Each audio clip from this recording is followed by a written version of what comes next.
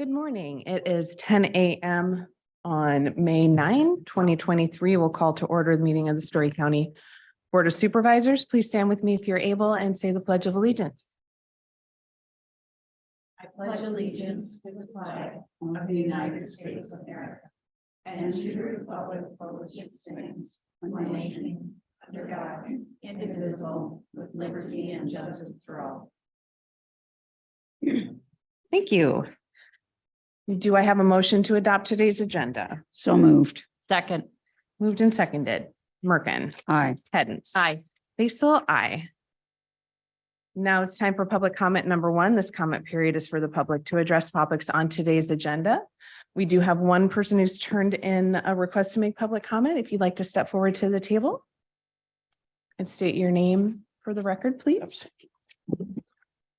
And you'll actually want to make sure that mic is pulled up. I'll pull a little bit Very closer. close. Yeah. Good. Good. Okay. My name is Grant Terry. I'm a senior project manager with Summit Carbon Solutions. I'm one of two that'll be over everything that's transpiring in Iowa when it comes to the project. I just have a quick little passage I want to run through. I know 3 minutes, so I'll go quick. As you consider an ordinance on pipelines, I urge you to review the existing regulatory requirements placed on pipelines.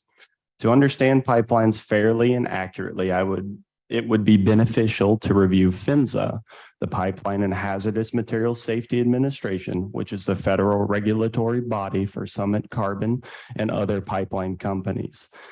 PHMSA specifically regulates CO2 pipelines through Title 49 of the Code of Federal Regulations, Part 195. This is a 121-page document outlining the safety standards and reporting requirements for hazardous liquid pipelines and carbon dioxide. PHMSA regulates everything from design, construction, operations to maintenance. Our pipeline will also fall under parts 190, 196, 198, and 199. Beyond PHMSA, the Iowa Utility Board regulates pipeline systems, specifically Chapter 479B, hazardous liquid pipelines and storage facilities. The authority of the IUB is to implement certain controls over pipelines. The IUB has the authority to implement controls to protect landowners and tenants from environmental and economic damages. The IUB also controls the permitting, the location, and the route of the pipeline. Another governing body that would be beneficial to become familiar with is the Army Corps of Engineers. We have submitted nationwide permit 58, which is the utility line activity for water and other substances.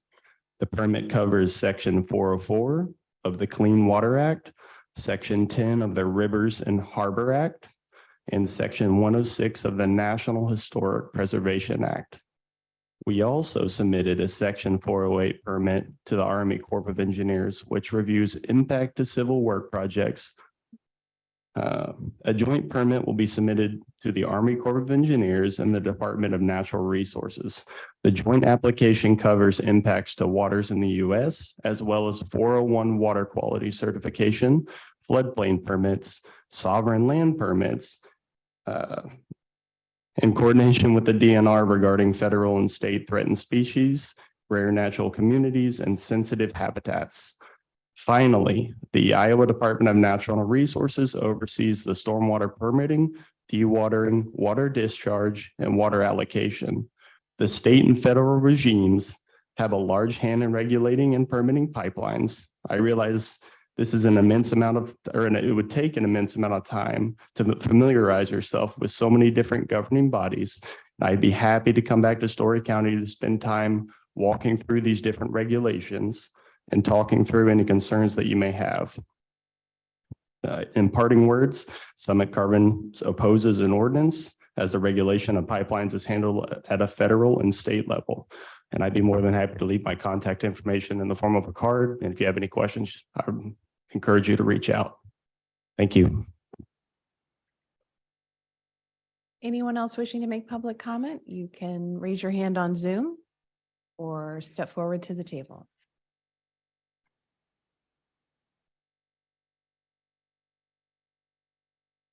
Seeing no one else step forward or raise their hand, we'll close public comment number one. I move to agency reports. We have primary healthcare annual report. Are they on Zoom? And Natasha? Natasha? Can't read it, I'm sorry. I'm gonna blame these glasses. I can't see the name. Nautica, thank you. Natika. Natika? Sorry. No problem. Wonderful. Well, thank you for being here. We'll let you go ahead and get started. Good morning, and thank you for having us today. My name is Nathan Simpson. I'm the Chief Operating Officer with Primary Healthcare, and sounds like you may have already met Natika Dunning. She is our Dental Area Director over all of our dental clinics, including our Story County Dental Clinic. Thank you again. So this is year 3 for us, receiving asset funding and specifically receiving funding through Story County as well. We began our dental clinic in Story County in March of 2021 after Micah unfortunately ceased operating their dental clinic in March of 2020 during the pandemic. And so we have certainly experienced a ramping up period over the last couple of years.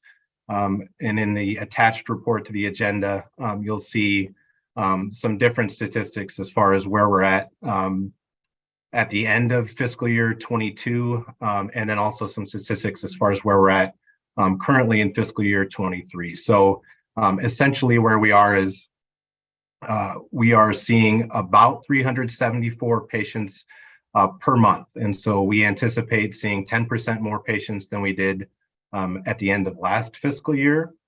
And we've had a 45% increase year to date for the number of Story County clients served over last fiscal year. So we are continuing to see more and more patients from everywhere, and specifically from Story County as well. I think you probably want to hear more from Natika than you want to hear from me. I can speak statistics, but Natika can really speak about the impact we've had on patients. Thanks, Nathan. So our current dental team, we've got 2 general dentists. We have 2 dental hygienists. We have 1 expanded function dental assistant, and an expanded function dental assistant is able to work more independently from the dentist, which will in turn give us more independence for our dentists to see more patients and to care for more people in our community. We also have 3 registered dental assistants that work chairside with forehanded dentistry alongside our dentists. We do also have a dental patient navigator, and the role of that patient navigator is to help connect medical and dental integration, as well as help run the schedule more smooth and to help patients receive care as far as linking their dental insurance up with their care. Ensuring that they're getting all of their benefits, whether it's Medicaid, Medicare, etc.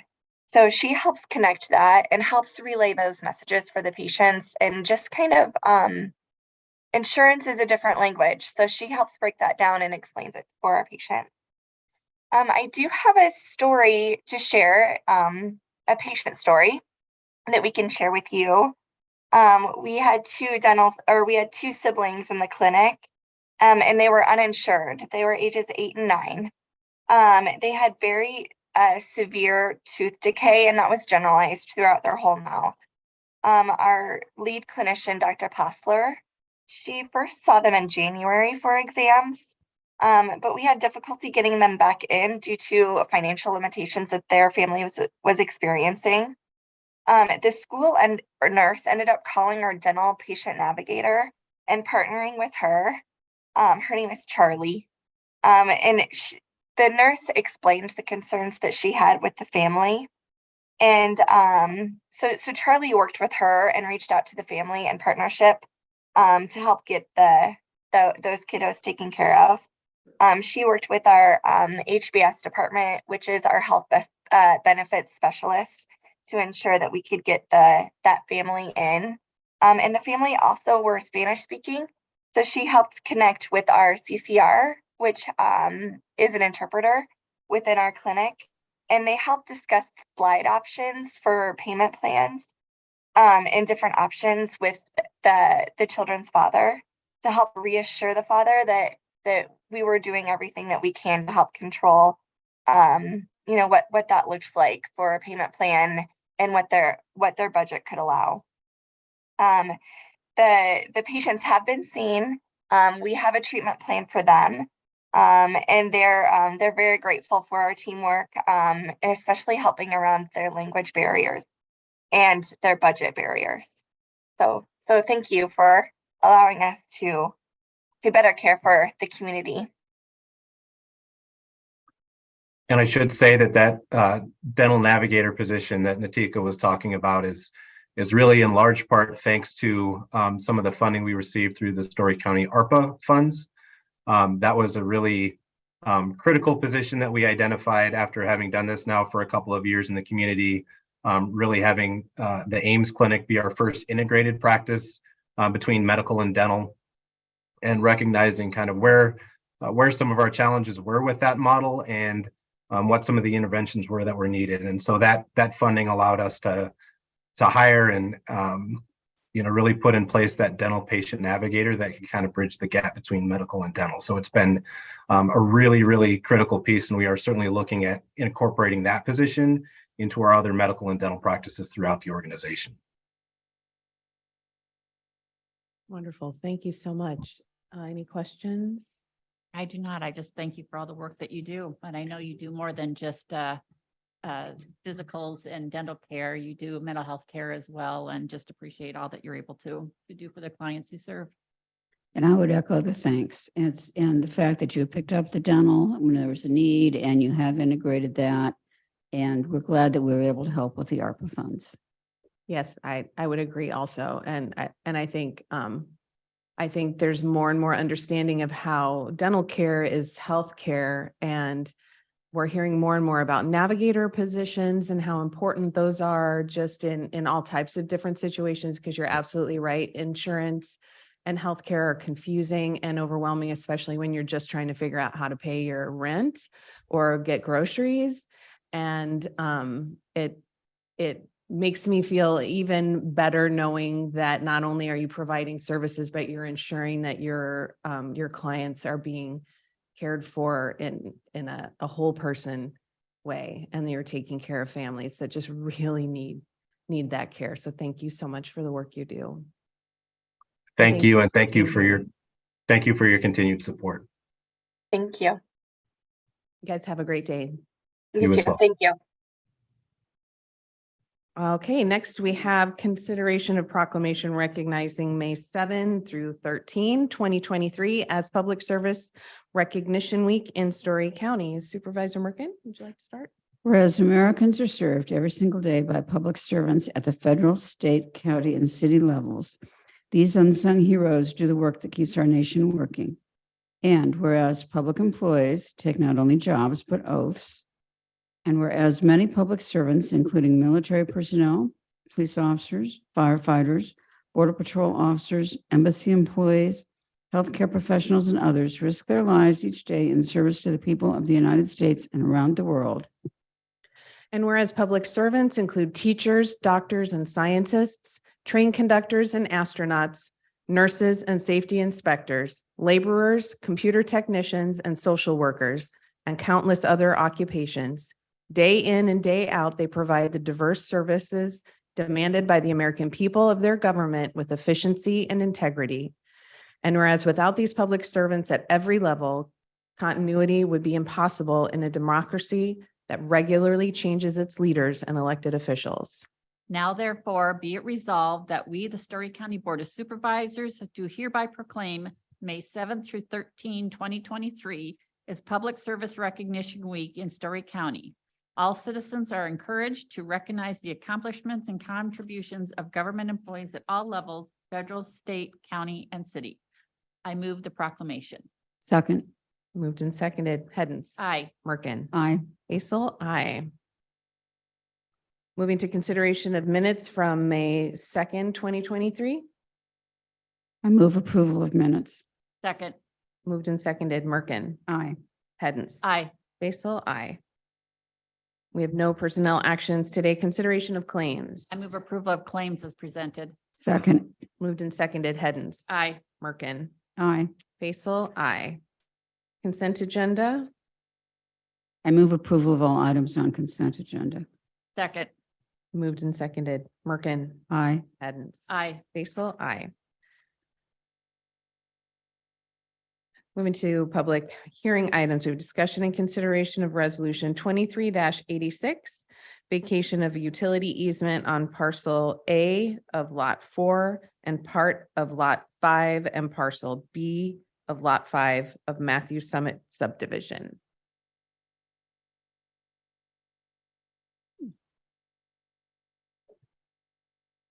Morning, Andrea.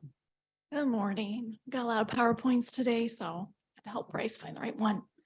Because this is a fairly simple, straightforward request our Planning and Zoning Commission heard on April 26th. We've gotten a request from a property owner to vacate an existing platted utility easement on 2 lots that they own in Matthew subdivision. Those 2 lots, lot 4 and 5, have recently been reconfigured into parcels A and B. They did a boundary line adjustment to increase the amount of buildable area on what is now parcel A. So we received a request. It is split zone between A1 and R1, which was one reason they needed to increase that buildable area, because while the lot itself can be split zoned, a structure cannot be split zoned. So the house has to be entirely in one district or the other. And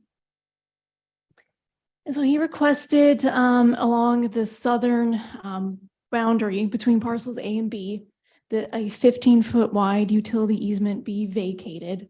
And he has already undertaken moving the utilities that were in that easement area. Alliant Energy has been out as well as water to move the easement, move the utilities rather, to the new boundary line. And the original plat does show 15-foot wide utility easements all around the entire lots, which is why this was necessary, because it was shown on the subdivision plat that was approved. So you can see here, the dashed red line is the previous lot boundary between parcels A and B, and then the black line that's been updated on Beacon is the new boundary. You can see the increased area for parcel A to be buildable. Just for clarification, we wouldn't issue a zoning permit over a platted easement, which is why they need to vacate it, because otherwise the house would encroach on that old easement area. Could you say that again? Yeah, so for zoning permits, if there's a platted easement for utility or otherwise, we wouldn't grant the zoning permit for a structure to be built over that easement area. Yeah. So there you can just see a diagram of the easement area to be vacated, and then there is going to be a new 15-foot utility easement being dedicated along that adjusted boundary line for those utilities. These are just pictures we took of the property. You can see the survey stakes there. This is the area looking kind of to the north here, and then another picture looking, to the east of that lot. And you can see the utilities have already been moved.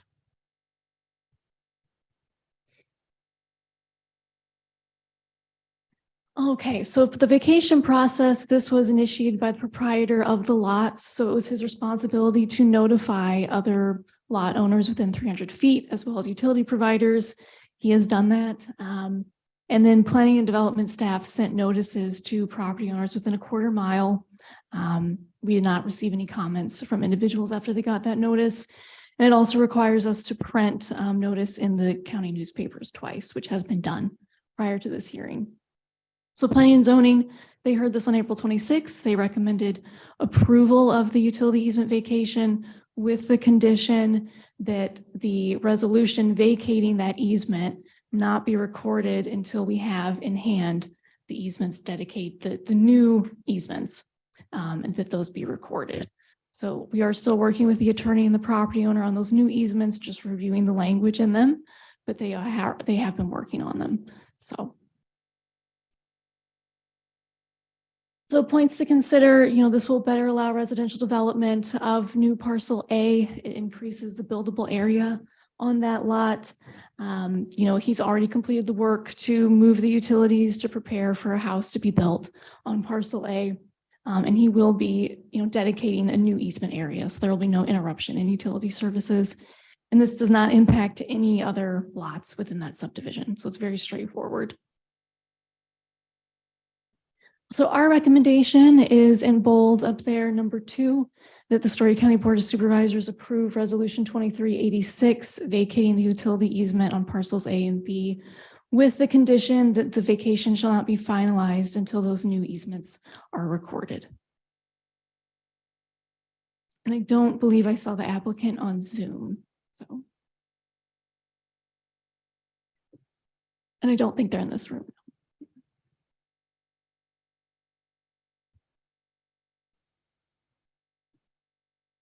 Okay, any questions before we open public hearing? No questions?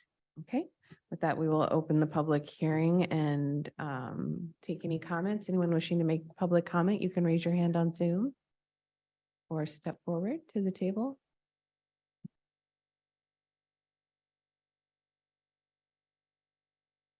Seeing no one step forward or raise their hand, we'll close the public hearing. Any further discussion? Okay.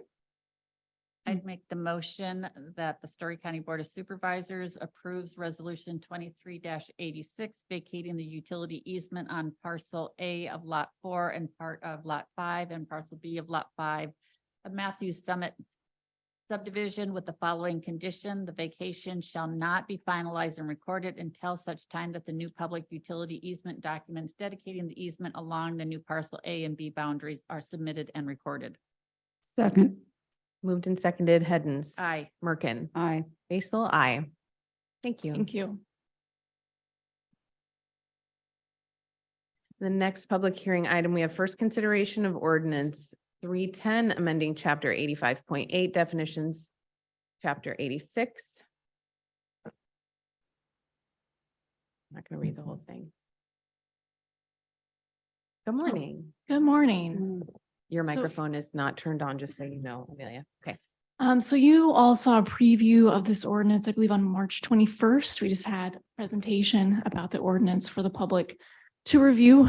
So what this presentation is similar, but we have updated the ordinance with changes as directed by our Planning and Zoning Commission, who voted to approve ordinance 310, as well as the resolution updating the future land use map at their April 26th meeting. So I have the changes we made highlighted in the PowerPoint, and staff, as you saw in your memo, has also made one change since the April 26th meeting. So you have 2 options on the ordinance to consider.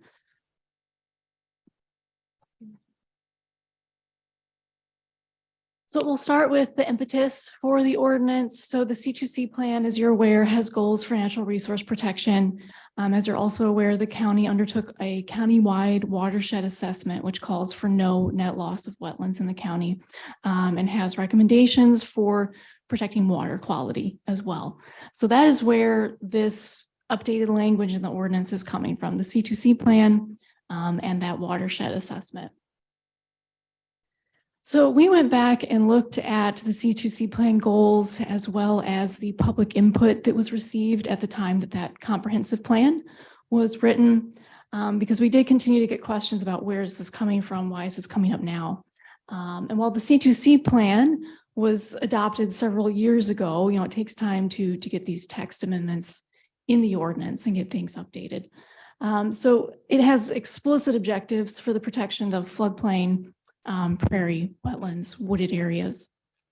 But public feedback also, strongly indicated that members of the public were in favor of better protections for these natural areas.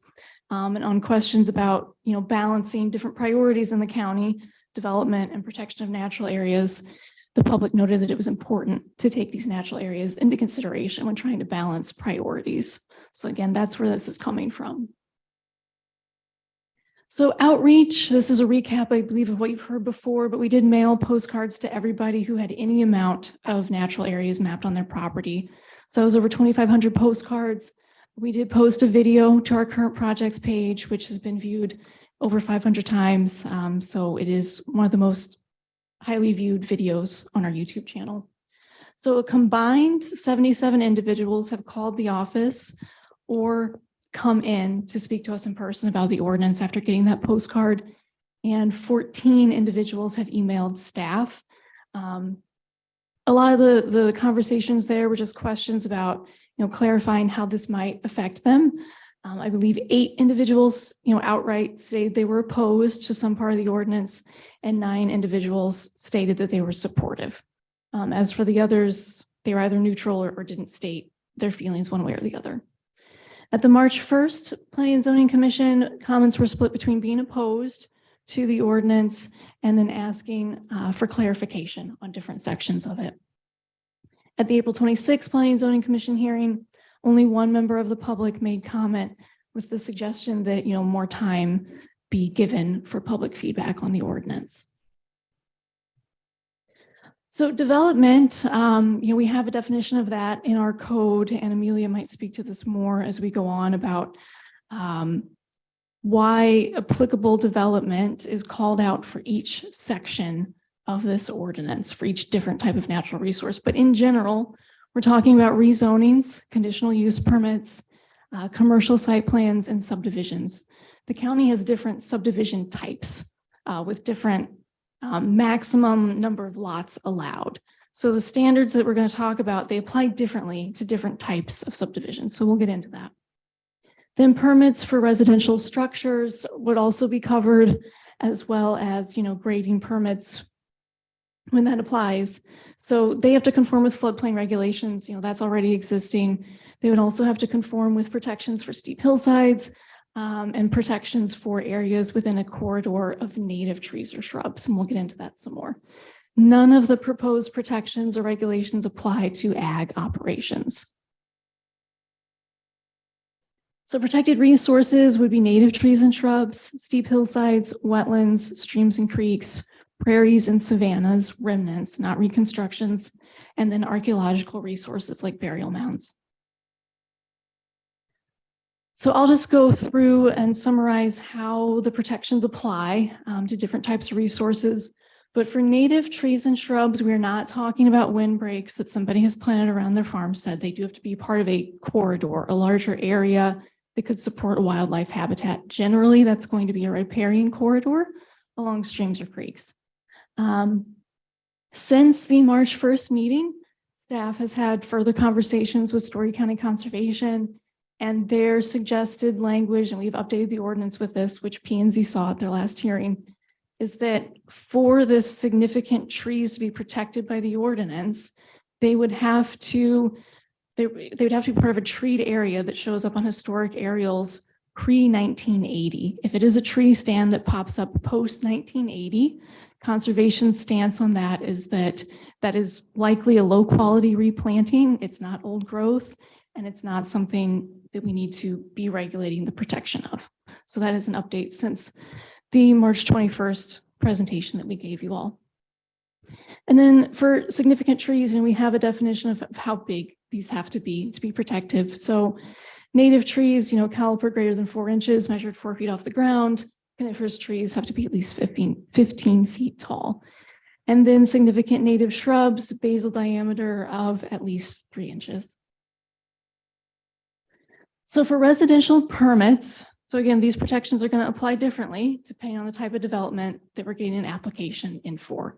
And I think that's important to note. We have to be getting an application for development for these protections to apply.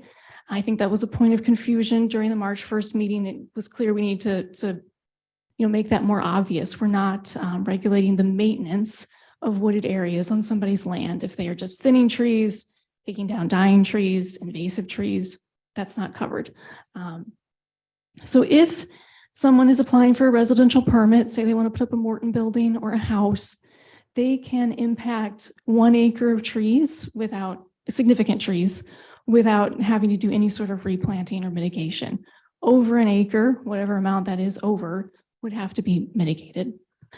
So we are now referencing the Iowa DNR's invasive species list in the ordinance. That was a request that we got after the March 1st hearing. And each section of the ordinance now includes, clear language that these do not apply to maintenance activities. And so commercial development and subdivisions of more than 2 lots, so that's going to be our minor and major subdivision types, they would be required to mitigate significant tree and shrub impacts if more than 15% of those significant trees or 5 acres, whichever is less, are impacted. And a mitigation plan would be required if they impact more than that. So again, they can impact greater than that number, but mitigation on-site or off-site would be required. So this is an example of YSS off of 580th south of Cambridge. You've seen this before. I believe you're familiar with it. Under the green hash mark is an area that is under a conservation easement. YSS worked with Story County Conservation to place that area of trees and shrubs under a conservation easement. And they have a buildable area to the east. And that is where they're placing, their building and their parking area. And the conservation easement has provisions for certain activities that are allowed in that easement, like hiking, like nature walks. It's not as though the property owner can't access it at all. It's just more about not having structures in the easement area. So this is an example where we've done this successfully before with a large scale conditional use permit. Then protections for steep slopes. This has changed quite a bit since our original draft that we took to the March 1st public hearing.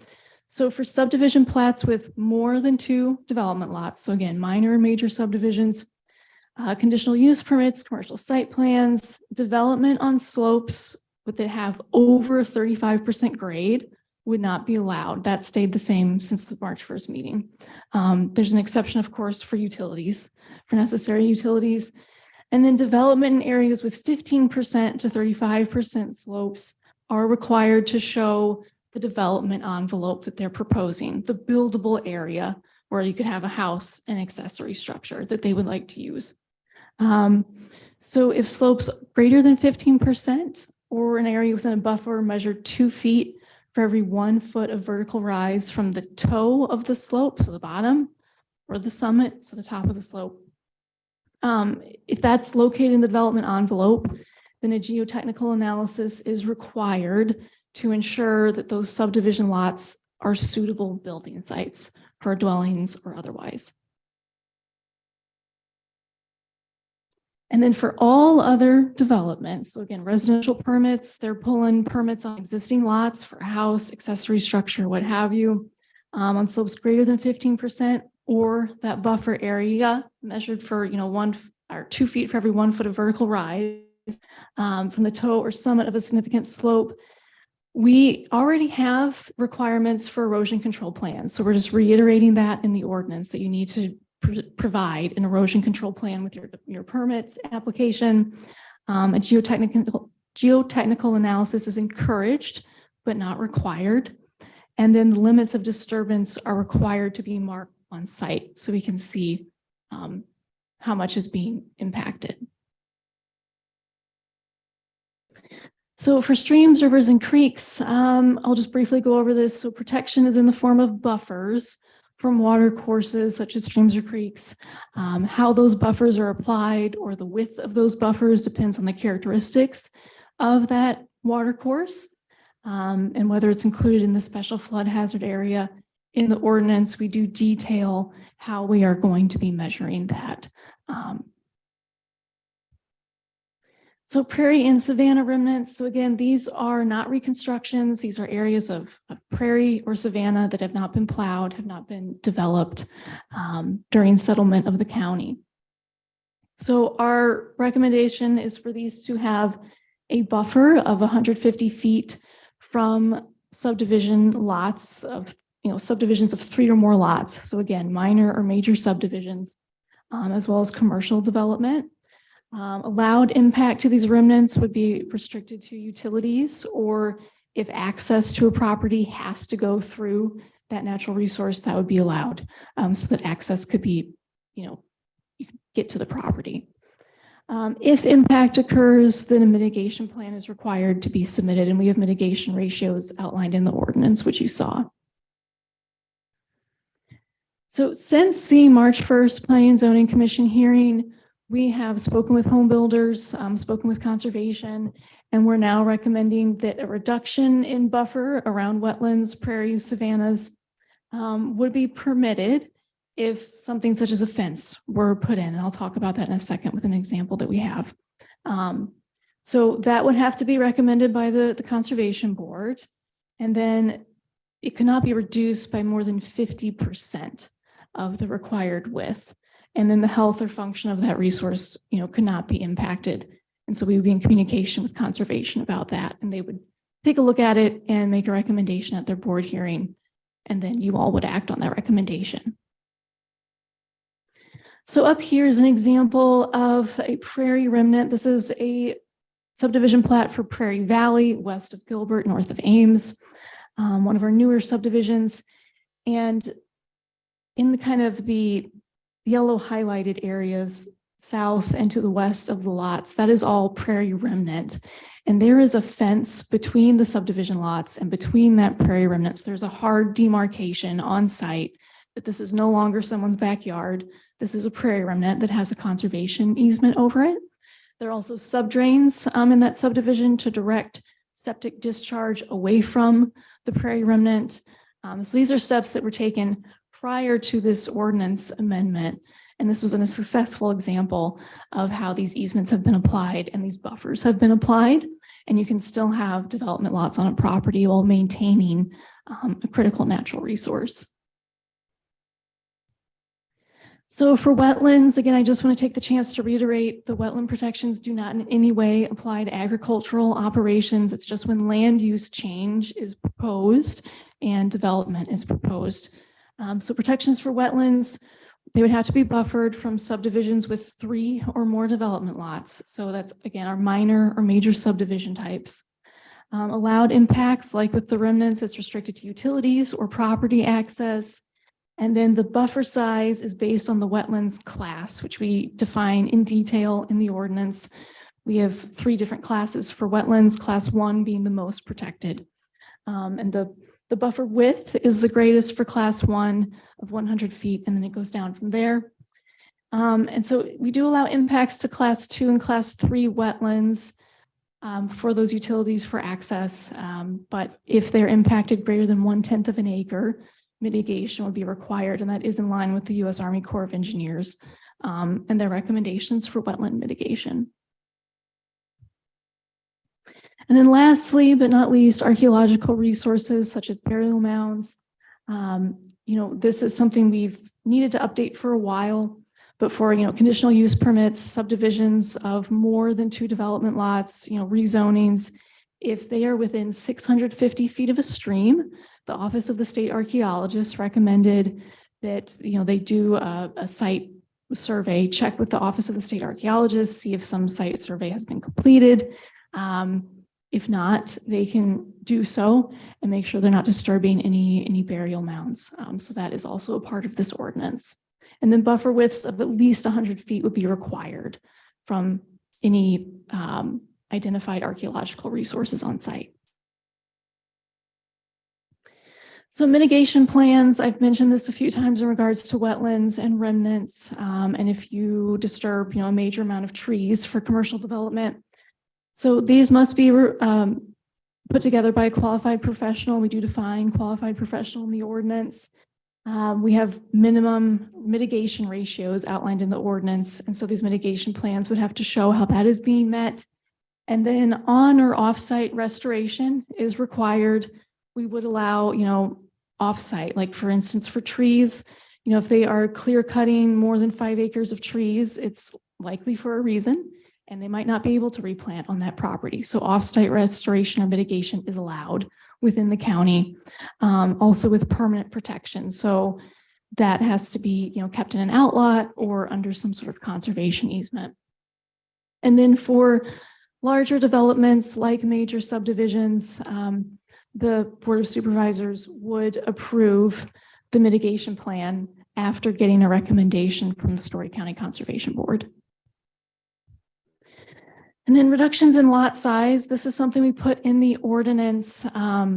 So if you have a parcel that has a wetland on it, and, it's a 40-acre parcel, but it's got a 5-acre wetland. Without that wetland there, you could get, let's just say for the matter of simplicity, let's not calculate in streets and cul-de-sacs and all that, but could get about 41-acre lots if it's zoned AR.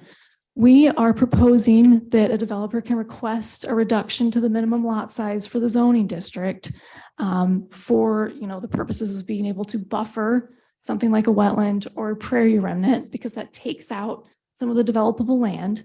So they can request a reduction in lot size, no less than 10,000 square feet.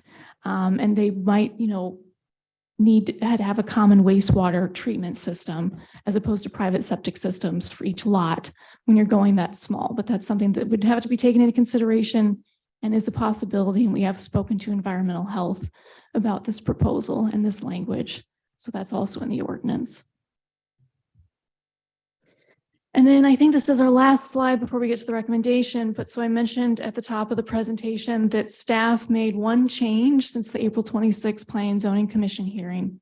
And that is to our verbiage on easements in kind of the front matter to Chapter 88.05.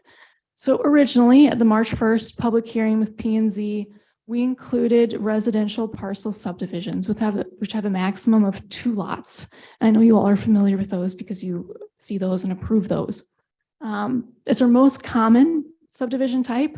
And so that's one reason that we included it in the original protections for wetlands, prairie remnants, where you have to delineate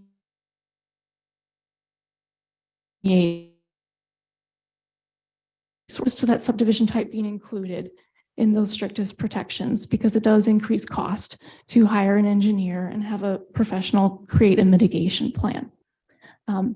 So at the commission's direction, staff updated the ordinance so that wetland protections, remnant protections, archaeological resource protections were for subdivisions of 3 or more lots, so minor and major subdivisions. We also made that change on the section regarding easements and that language on, we may require or recommend easements. But since that hearing, there's a reason that we included residential parcel subdivisions. They're our most common type. They can take out quite a bit of land and impact quite a bit of land. So we have changed the easement section back to 2 or more lots. And we are also adding in there that we may require as a condition just a general conservation easement over identified natural areas. So the cost of delineating that area or creating a mitigation plan, that would not be passed on to the property owner. It would just be a simple conservation easement shown on the subdivision plat. So that's the compromise that we've tried to generate since the April 26th Planning and Zoning Commission meeting, because staff's professional opinion is still that it's important to protect those natural areas, even for 2-lot subdivisions. And as I pointed out in the staff memo, the board has seen within the past year a residential parcel subdivision where the natural resources on that property became a point of contention. And that was something we had in our mind as we were writing the ordinance. So just, some numbers for you. Between 2012 and 2021, just within the 2 miles of Ames, we had 87 acres of land impacted just to create 8 new lots through the residential parcel subdivision process. This is approximately the same amount of land impacted by 16 minor and major subdivisions that created 123 new lots since 2009. So you can see they do impact a great deal of land because you can split a 40-acre parcel into just 2 buildable lots through that residential parcel subdivision process. So, yep, we are proposing that when these subdivision plats are submitted, if they contain a critical natural resource area like a wetlands, like a remnant, that staff may request a conservation easement. It's not required. We may request it as a condition on the subdivision plat, and it would be up to the Board of Supervisors ultimately to place that condition on the plat. And easements over streams are proposed to be required for this subdivision type. This is an existing requirement that we have had in our ordinance for subdivisions since the 1970s. And we do have this often with residential parcel subdivisions where they will grant the county an easement on either side of a stream over a property that's being subdivided. So we have 4 recommendations up here for you. The first would be what Planning and Zoning Commission recommended, which was approval of Ordinance 310 and Resolution 23-92 to amend the C2C future land use map with the updated natural resource layer. The second alternative is what we're recommending, and that would be, that you include in there that we make changes to the easement language in chapter 88.05. And so that would be approving ordinance 310 as presented today. Any questions for staff? I do have a question. So it's kind of of what you went over. So what the commission, if I caught it correctly, what you're saying, was it more restrictive? And you switched that back, or is it now how it is more restrictive, or you've gone back to current code language? I'm very confusing. Sure, yeah. So basically now it's back to current code language as far as stream requirements. We do require easements over streams, even for our residential parcel subdivisions. So that it brings it back to current standards there. What the commission directed us to do was to not have residential parcel subdivisions be subject to the expense of delineating wetlands and remnants, and looking at those archaeological resources, and also preparing mitigation plans. So they wanted some relaxation there, which we have offered in terms of you don't have to delineate for residential parcel subdivision. It would just be a matter of having a conservation easement possibly over a natural resource area, but that would ultimately, again, be up to the board to approve that conservation easement if one is proposed by staff. So it's not a requirement. There's some flexibility there, case by case basis. Did that answer your question? It does. Okay. It does. Thank you. I'll just add that. So again, the only change since the commission was the 2 lots. Now it said 3 lots then, now it says 2 lots in that easement section. Current practice is for conditional use permits, for rezonings, to have those easements over natural resources area. We're just making it clearer in this ordinance. I know that might be another question that comes up, and the commission also saw that language. So that's the same, and it's an existing practice. And stream easements over 2 or more subdivisions of 2 or more lots is an existing practice as well. And so while the commission didn't saw 3 or more lots for that stream easement language, when we were taking one last look at the ordinance, it's an existing requirement, and these can have large impacts. So we brought it back for your consideration. So existing practice or existing already in, It's in our code. that's what I want to be clear on. Yep, it's in our code. It's in the So, code. yeah, Already in the code. Yep. Can you tell me where, and I'm sorry to pop this on you, where does it say conservation easements? Because I see easements, but it isn't specific to conservation easement. And that was one thing that someone expressed concern over. So like on page 28, where it talks about easements, it doesn't specifically say a conservation easement. And I don't know if that's an important distinction or not, but I'm bringing it up because the question was asked. to Sure, we me. could update that language to say conservation easement rather than easement in general. Yeah. Okay. Yeah, I think that, it's within this general requirements section that says the following standards apply to all critical natural resources areas. Which page are you on? So I'm on page 27, the start of subparent A.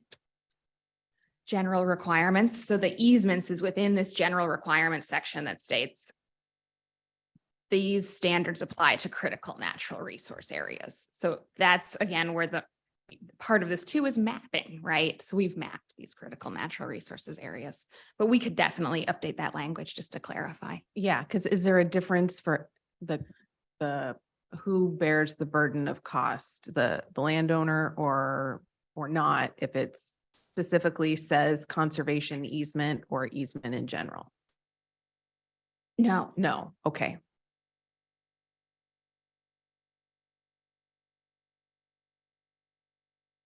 I still think Yeah, I that's fine. appreciate the Yeah. addition in there because I think that's helpful. I did have another question. Does anybody? Go ahead. Okay with that. I thought I marked it off on my page, so I have to find it. I did mark it and I've turned the page. One moment. I do appreciate the flexibility that is provided by allowing for offsite replanting of trees. I think I've heard a lot of confusion around, well, if they're important trees, why does it matter if we replant them here or not? Or it's okay to plant them a mile away from where we're taking them. And I think, and this is my understanding, is that was built into this to allow people to use their land in the way they want to use their land while protecting our canopy, our trees, and making sure that we're not removing oxygen. And I should clarify for trees specifically, the replanting areas, they have to be areas that make sense, not the middle of a corn and bean field. Mhm. So like a riparian corridor that's undergoing restoration, something like that, right? So it's not just anywhere that would be acceptable. It has to be an area that makes sense. It'd be similar to wetland mitigation.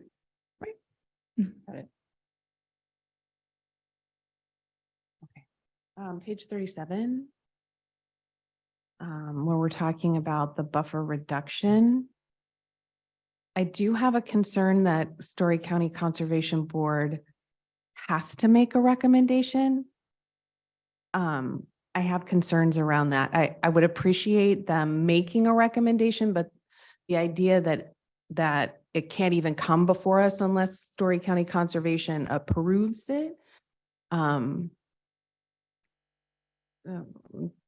Feels a little. Yeah, and again, so the recommendation could be denial. Uh, But we could clarify the language that they're not. You Yeah, know, Final say. they're not the final Right. say. No, Right. that wasn't the intent. It was Okay. just, Okay. you know how staff makes a recommendation to you all? Yeah. We just wanted a recommendation from, the conservation Okay. board, the experts, for you all to consider. Okay. That's But we helpful. could clean that up, but no, we are not giving them any review and approval authority, just Okay. recommendation. That was my Yeah. misunderstanding Yeah. there, but so clarification would be We very should helpful. Clarify that, yeah.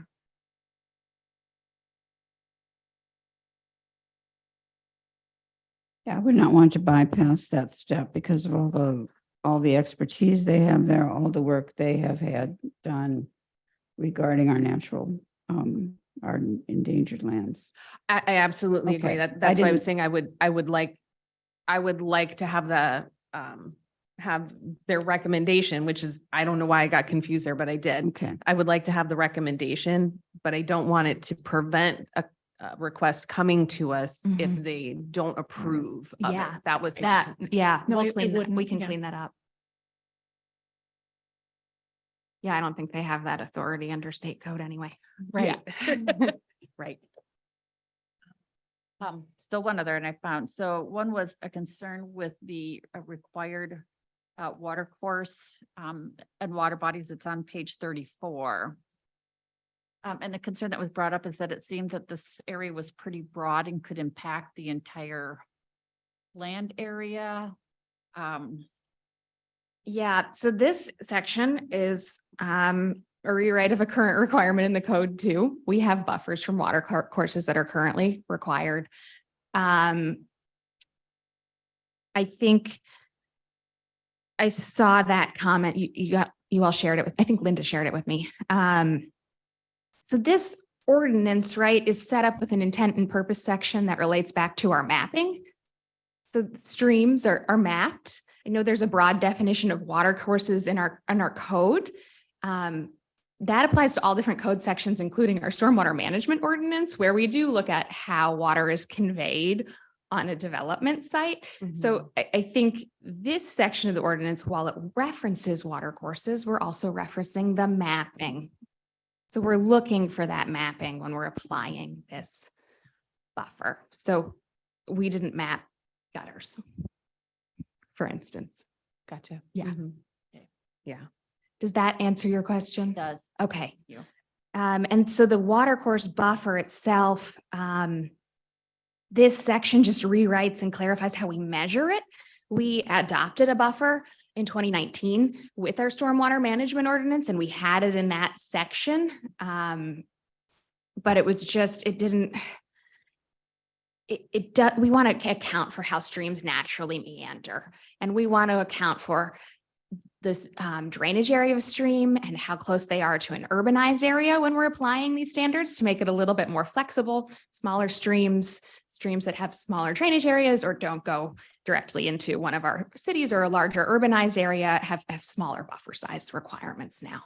And we're better accounting for natural movement so we don't see erosion in folks' backyards. So this section was a cleanup of that current standard, but yeah, we'd use the mapping. And the purpose of the buffer is not only to protect the waterway or water course, but also to protect the property owner. Yes. To ensure that people aren't inadvertently building in a place where there will be Yeah. erosion. Change over time and Right. yeah, potential future flooding or erosion issues. We have, for instance, seen variances for houses to be moved further up on a lot as streams erode backyard areas. And we want to prevent that issue with a really clear and science-based requirement. And the purpose of an easement. Yes. So with subdivisions, right, it's different. A buffer is different from an easement. A buffer is when you come in for a zoning permit with us, we say, oh, you have to be this setback from, a stream. Whereas an easement is dedicated to the county. And it's important in subdivisions because you're dividing, it's not just one property owner anymore. There's multiple property owners. And when you have a situation with multiple property owners, think about, issues that arise with who pays for road maintenance, for instance. Who in the end, if there is an issue with that stream, is responsible? I think in environmental science, we talk a lot about the tragedy of the commons. Who, if it's this common resource and we're all supposed to take care of it, so people are going to keep passing the buck. And so when we have a stream in a subdivision, it's important to have that dedication. So if there were an issue, we have some ability to step in. Right. Okay. Does it mean that the landowner does not have the ability to use that land or be on that land? Or They that have they're given- similar restrictions as the buffers in terms of impervious surfaces, so sheds and that kind of thing. But we got questions, could I put a swing set back there? Could I put a garden back there? And yeah, you could. You could. Yeah, we don't. So the purpose of the easement, and this I had a conversation about this the other day. The purpose of the easement is to allow county government to come in and take care of that space If if it's something necessary. happens. There's a public dedication because we realize that this is a public good, having a stream there, and we need to at the same time protect it and protect the folks that live near it. which should we there- have a responsibility to do. Yes. So it just allows us to get in there Yes.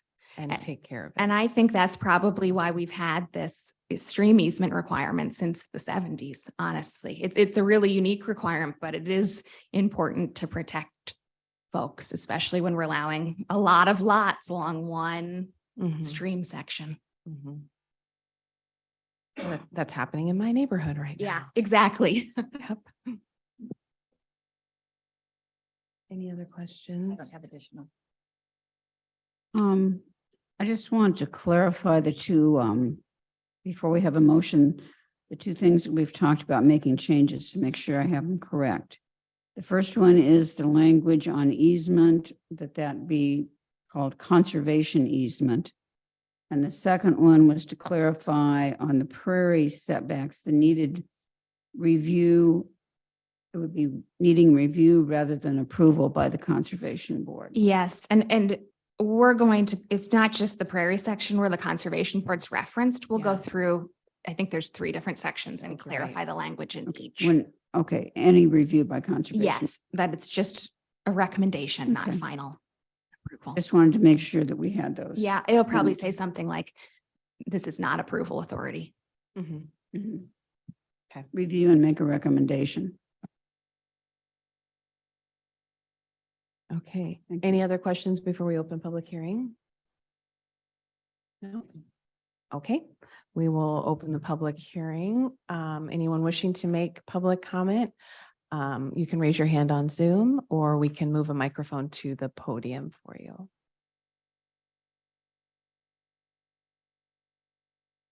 We need a microphone. Yeah.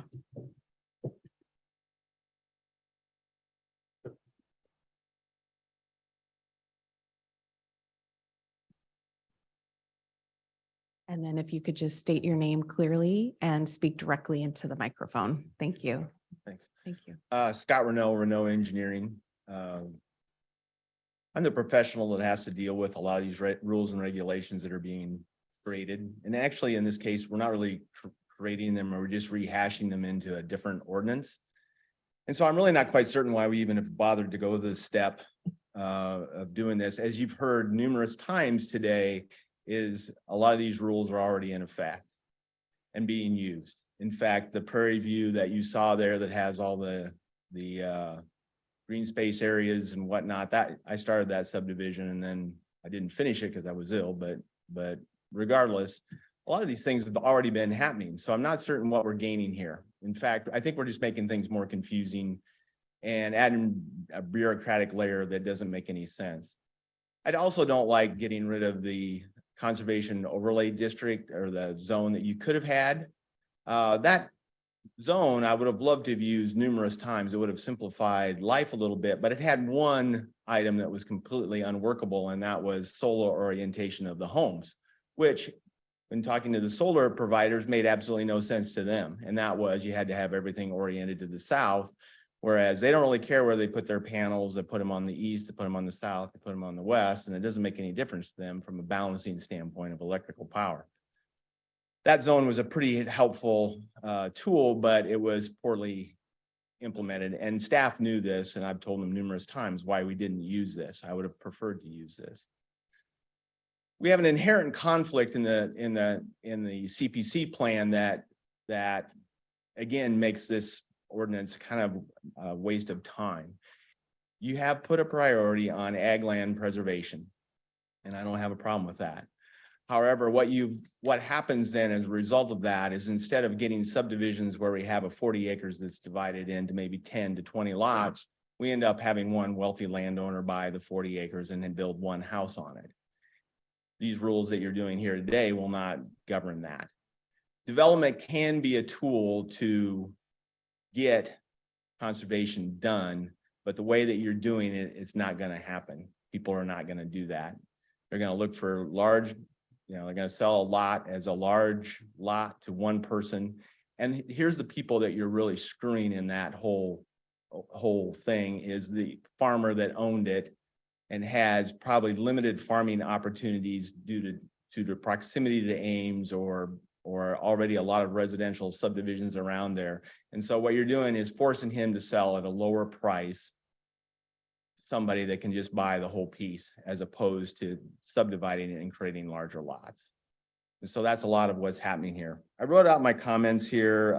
You can read through them, but there's so many overlapping rules. This young man here this morning talked about all the rules that are already in effect in the federal and state and whatnot. And the county then seems to think that they can overlap or add additional rules. And it makes it all confusing and very difficult to accomplish everybody's things that at one time. We already have the Corps of Engineers and IDNR things that govern streams and floodplains. There's a lot of things that it doesn't really make a lot of difference to me, but it seems like a very stick related versus a carrot related type ordinance. The conservation ordinance you had, I looked at that as a carrot to incentivize good development. And now we have a very stick one. We're going to tell you what to do, and we're going to demand this, and we're going to demand that. I don't have a huge problem with easements personally, but I will tell you the net effect of those. There's always an unintended consequence to rules and regulations. And when you put a easement on, and especially if the county has any portion or control over that easement, what that means and says to the people that own those lots, and we're not talking about me who know what I'm dealing with, but they look at that as, well, the county has that easement, that's the county's problem now. And so they tend to ignore problems and not take care of them themselves. And I would prefer for property owners to take care of the things themselves. But really, this inherent issue with again, the conflict in the CPC plan, when I would have started this, I would have looked at this and said, what are we not doing now that we should be doing? And there is nothing here. You've ignored you've modified the erosion control and finally got it to the point where the state really governs and you just monitor. I'm fine with that. The stormwater rules, I think, are completely bizarro from the standpoint of you adopted the state urban standards for stormwater, and you're dealing with rural developments. Some of these rules would make more sense if you didn't have the stormwater requirements, but you do have the stormwater requirements already, and they're kind of onerous, and they're really not set up for rural type developments. So to me, I know there was several that said, why are you doing this? And part of it is just to think through the unintended consequences. And part of that is to go back and look at really what the CPC plan said and really what's happening in the county. And that's what I see. Been doing this now 37 years, done over 2,000 projects. I work all over the state of Iowa, and everybody has their rules, but I see what happens when you do these things. And to me, this is just a very bureaucratic rule. Thank you. That you're at time. Sorry. Thank you. All right. Looks like we have someone on Zoom.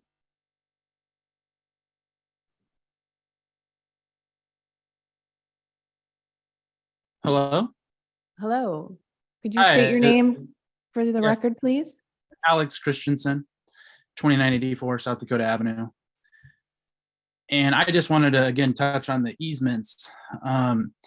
They're saying that easements are going to be the same as they currently are, but on page 28 you can see in red the change in easements, and below it you can see what's crossed out on what it was previously, and there's some major changes. Previously it talked about streams and major surface water courses. Now it just references water courses, which when you go to the definition of a water course is extremely broad to include creeks, ditches, channels, canals, conduit, gutters, culvert, drains, gullies, swells, running either continuously or intermittently, which applies to a vast portion of people's property. So I would question, if it was intended to be kept the same, why was it not kept the same? And also on page 28, saying that this is required for lot splits of 2 or more, that is not clear. The term subdivision can apply to 3 or more. So I question whether this is the easements has been properly used in the past, because I do not believe that everyone since the 1970s has been forced to sign an easement on their property. I know if I were to split a lot and had to sign an easement, I would not split a lot. So I'm just questioning if this is going to really shut down any lot splits in the county. So that's very disappointing. So thank you. Thank you. Anyone else wishing to make public comment?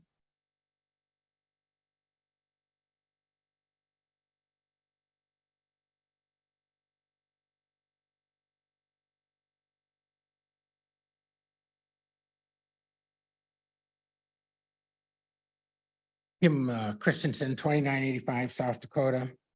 I guess my thought is that when they presented this a few weeks ago to the planning and zoning, the definition of subdivision was not more than 2 lots. It was 3 or more lots in this particular section under easements is basically is all I'm going to talk about. It was presented to the planning and zoning as these were changes, and these were great changes made.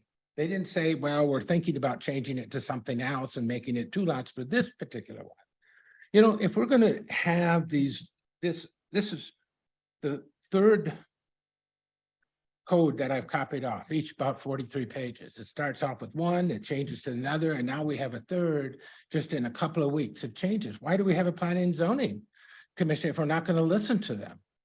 I strongly urge you, if you're going to accept any of them, accept what the planning and zoning people thought they were voting for, and keep it as the individual lots. And not only the people that are going to be buying these lots. I mean, if you don't have, it required the easements, I believe you're also restricting the people, the common person, from being able to even live in the country, because you'll make the lots so darn expensive, only the very wealthy be able to be in that area.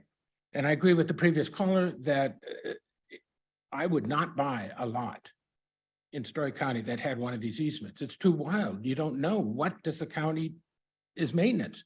Maintenance could be exactly what the city of Ames did to Iowa Creek. You know, they feel that this needs to be flowing better, and so they just straighten out the thing. Or it could be maybe they want to put a sewer up the creek. All of those different things can happen once you give away your control in an easement. You no longer have control of it. So it's a dangerous tool if you don't know what you're doing. So I highly recommend keeping it the way planning and zoning would present. Thanks. Thank you.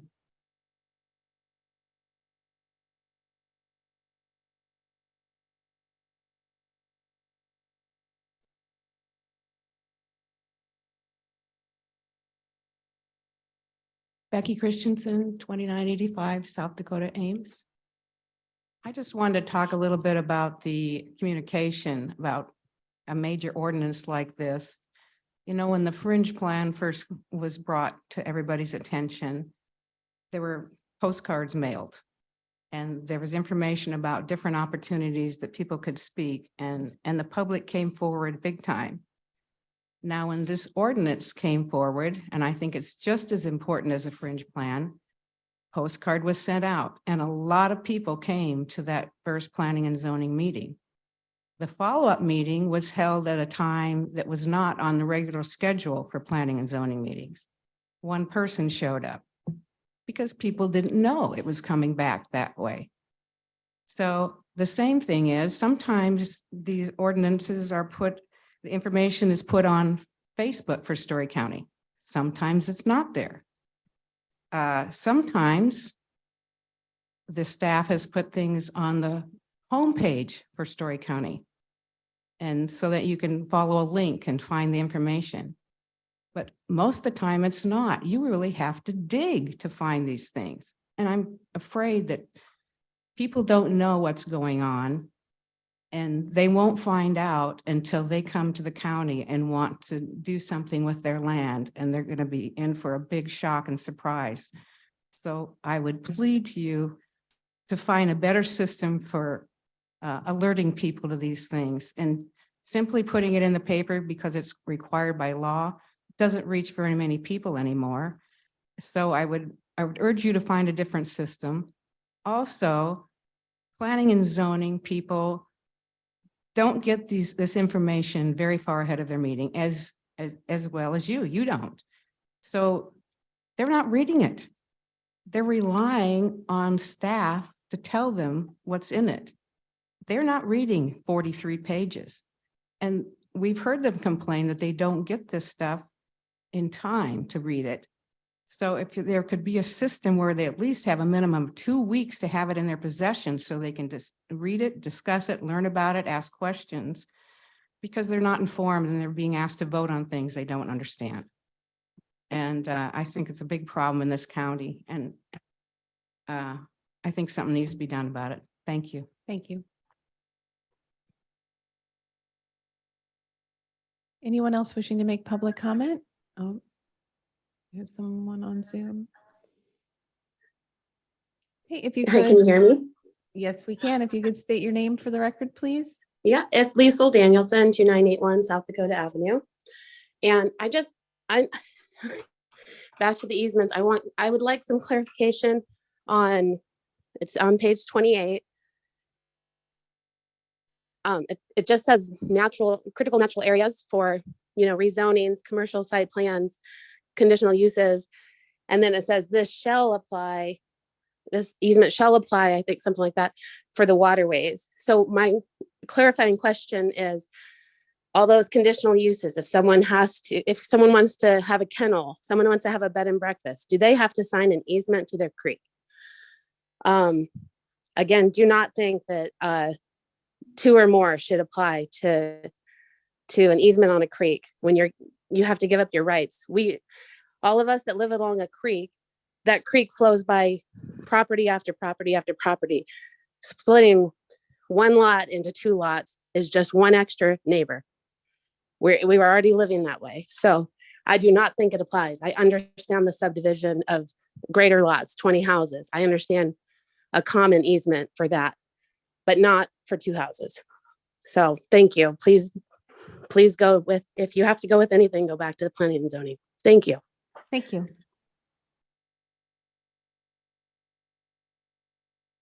Anyone else wishing to make public comment?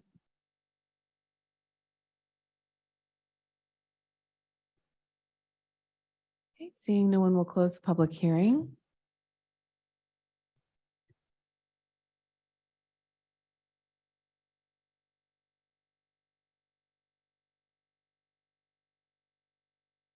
Any further questions or comments?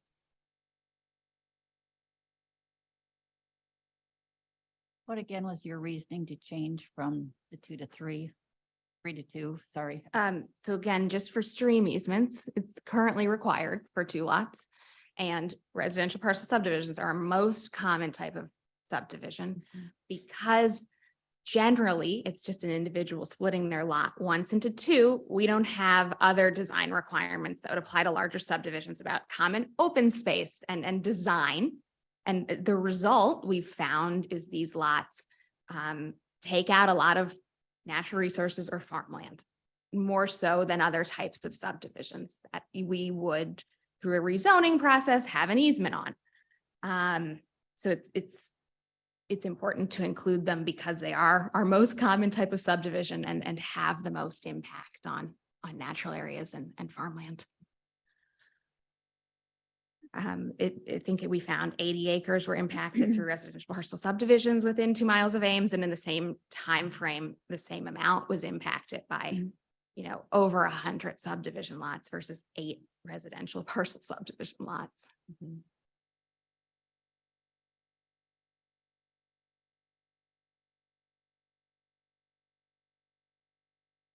And what would happen if we had a conservation easement over part of the stream because we had a larger development, and then we had several residential subdivisions with no conservation easement over that section, and then we had another larger development all along the same stream?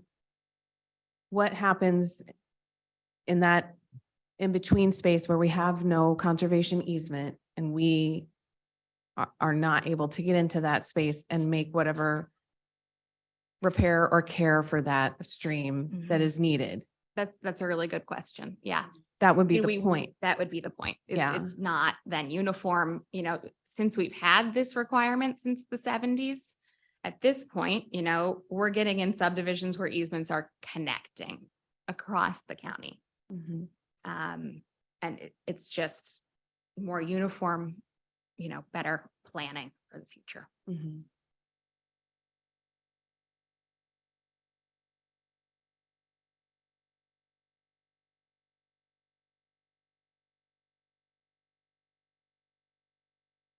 I don't have any questions. I don't have any questions. And if we're done with discussion, I'm prepared to make a motion, but I'd like to make a brief statement first. That would be great. Thank you. I think staff started this process with goals that are clearly articulated in the C2C plan. And it has been a long process. Maybe not as long as the urban fringe plan, but it has been a long process. And it's obvious to me from the number of changes that you have listened to input and made revisions. And I think Andre used the word compromises when you felt it was not inconsistent with the goals. And I want to go back to that word compromise, because I remember a definition I heard a long time ago about a compromise, which is an agreed upon solution that nobody's totally happy with. And I think that's what we have in front of us today is a compromise, and we have to realize it's a compromise, but I think it is a good compromise because I think it is not inconsistent with the goals that you started out with. And I want to thank the staff and the Planning and Zoning Commission for all their good work on this.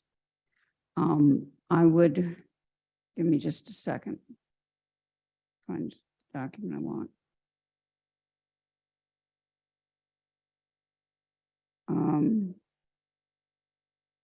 I would move approval of ordinance. Oops, I don't have it yet. I would move approval of ordinance 310, amending chapter 85 definitions, chapter 86 district requirements, chapter 87 land division requirements, and chapter 88 general site planning standards of the Story County Land Development Regulations as presented, including resolution 23.92 to amend the C2C plan future land use map, and also to add the phrase conservation before easement, and to clarify that the needed review from the Conservation Board would be review rather than approval where that is in the ordinance. And I'd move this on first consideration and set second consideration for Tuesday, May 16th, 2023. Second. Moved and seconded, Merkin. Aye. Hens. Aye. Basil, aye. Thank you.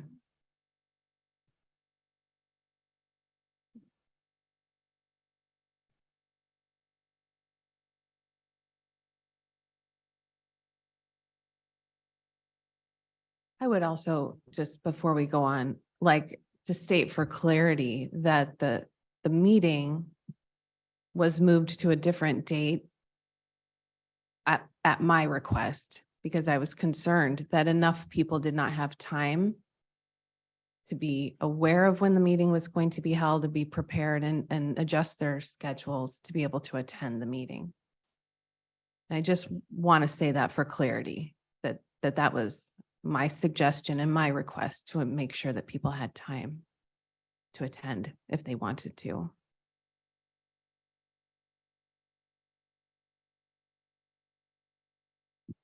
Next public hearing item, we have first consideration of ordinance 311, amending chapter 85 general provisions and definitions and chapter 86 district requirements of the Story County Code of Ordinances, land development regulations, amending the and establishing setback requirements for hazardous liquid pipelines. Thanks. So this is an amendment to the hazardous liquid pipelines ordinance that establishes setbacks. I have a really brief presentation because I think the change is pretty straightforward. A quarter of a mile from a variety of uses in different zoning districts is the recommended setback, just based on how Story County has developed historically and our minimum lot sizes for dwellings, and in using this quarter mile section as a guide.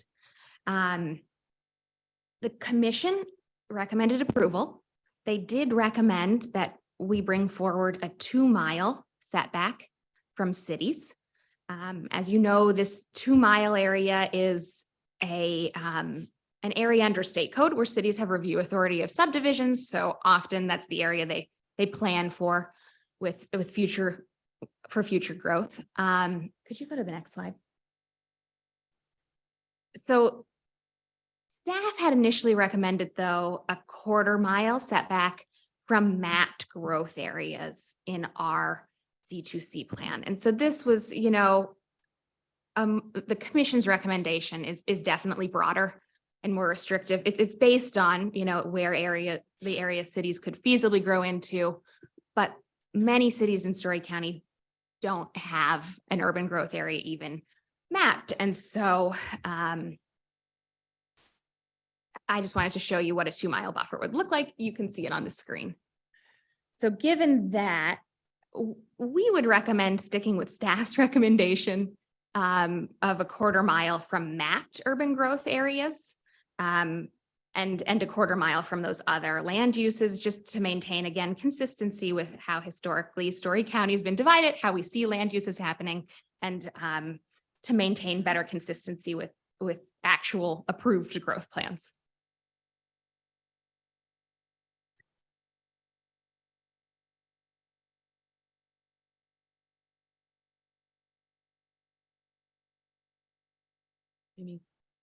And I Any should have made questions? that recommendation clearer in my memo. I apologize. Any questions? No. Okay, we will open public hearing. Anyone wishing to make public comment, you can raise your hand on Zoom or step to the podium.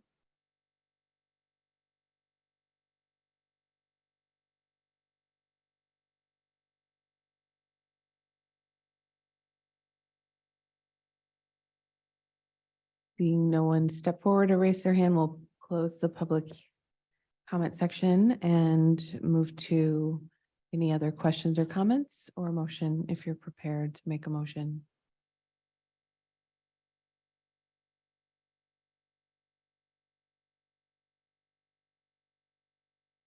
I can make the motion. I just want to make sure I have it clear. So to move ordinance 311, base amending chapter 85, general provisions and definitions, chapter 86, district requirements of the Story County Code of Ordinances, land development regulations, amending and establishing setback requirements for hazardous liquid pipelines, going by staff recommendations of a quarter mile from mapped urban growth areas and a quarter mile from other land uses on first consideration, and setting second consideration to May 16th. Yes. Did I get that correct? Yes. I gladly second that. Moved and seconded. Hens. Aye. Merkin. Aye. Basil. Aye. Thank you.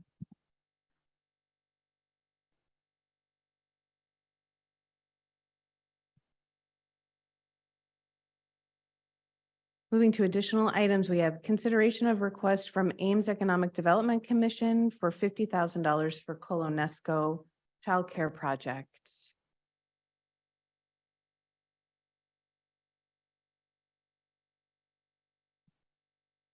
Good morning. Good morning, supervisors. Nikki Fisher with the Ames Chamber, Director of Workforce Development and Diversity, but I also do a lot of the childcare. Just coming from that, I also have Mark with the Colonesco school system to kind of help walk through the presentation real quick. I know that we had come forward to ask you for funding when we were also trying to go for the Future Ready funding. We were not granted that funding. And so we wanted to come back because I know that the stipulation for the first time was that we did get that grant. And so we wanted to come back and just kind of advise you on where we are at in the process and ask if we could still have that funding. So go to the next slide. So I just wanted to kind of show you the maps again of, the Colonesco School District does not have a whole lot of childcare whatsoever. When this was done, there was actually the one in-home daycare. She has retired and moved out. So there's pretty much nothing in the Colonesco area. Next slide. So the steps that we've taken, so we do still have all of our task force that we do get together. We've been talking and everything, but the steps moving even just a little bit further is we've been in a lot of discussion with YSS.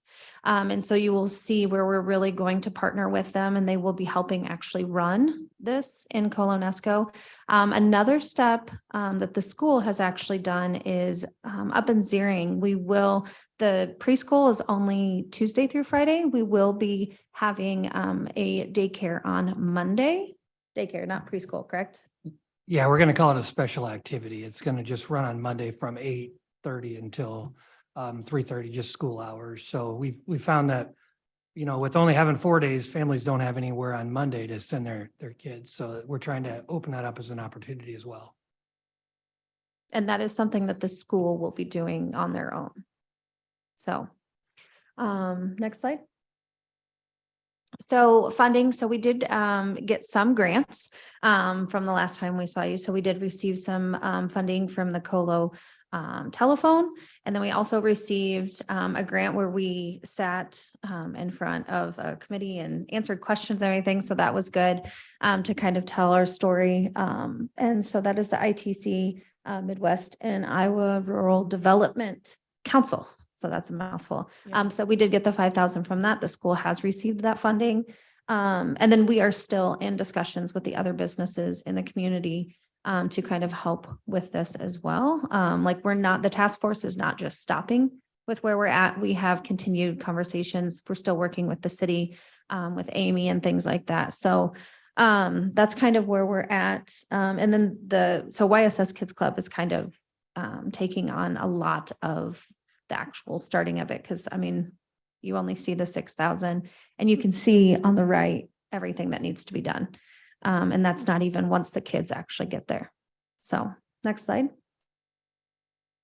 So this is kind of that budget that we had showed you last time. It is updated with what YSS is actually providing.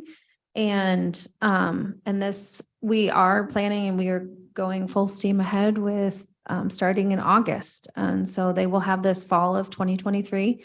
We are looking to get, YSS will be pushing out for the jobs so that they can train their site managers and such over the summer so that they are ready to go for the fall. So the funding that we are just asking is for that 50,000. It would just be a one-time if you would allow us to use it over 2 years. For that one-time funding, and it would go towards kind of those salaries. We are still also working with the teachers at the high school with using their students after they've gone through the classes, received their CPR and things like that, that they will then have a part-time job because it's just the morning and the afternoon. So they would still be able to do some of their activities as well as still have a part-time job and stay in the community. I know I would hate for my 16-year-old to have to drive all the way down 30 for a job. I know it happens, but this will just kind of help a few of them. And I believe that is kind of it as far as the ask and the additional information that you weren't aware of. So I will just kind of leave it up for questions.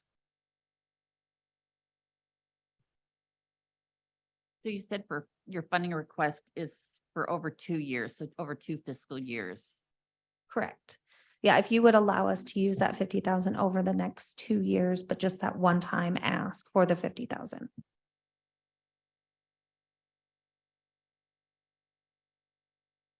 What is the plan for ongoing paying for the program as you move forward?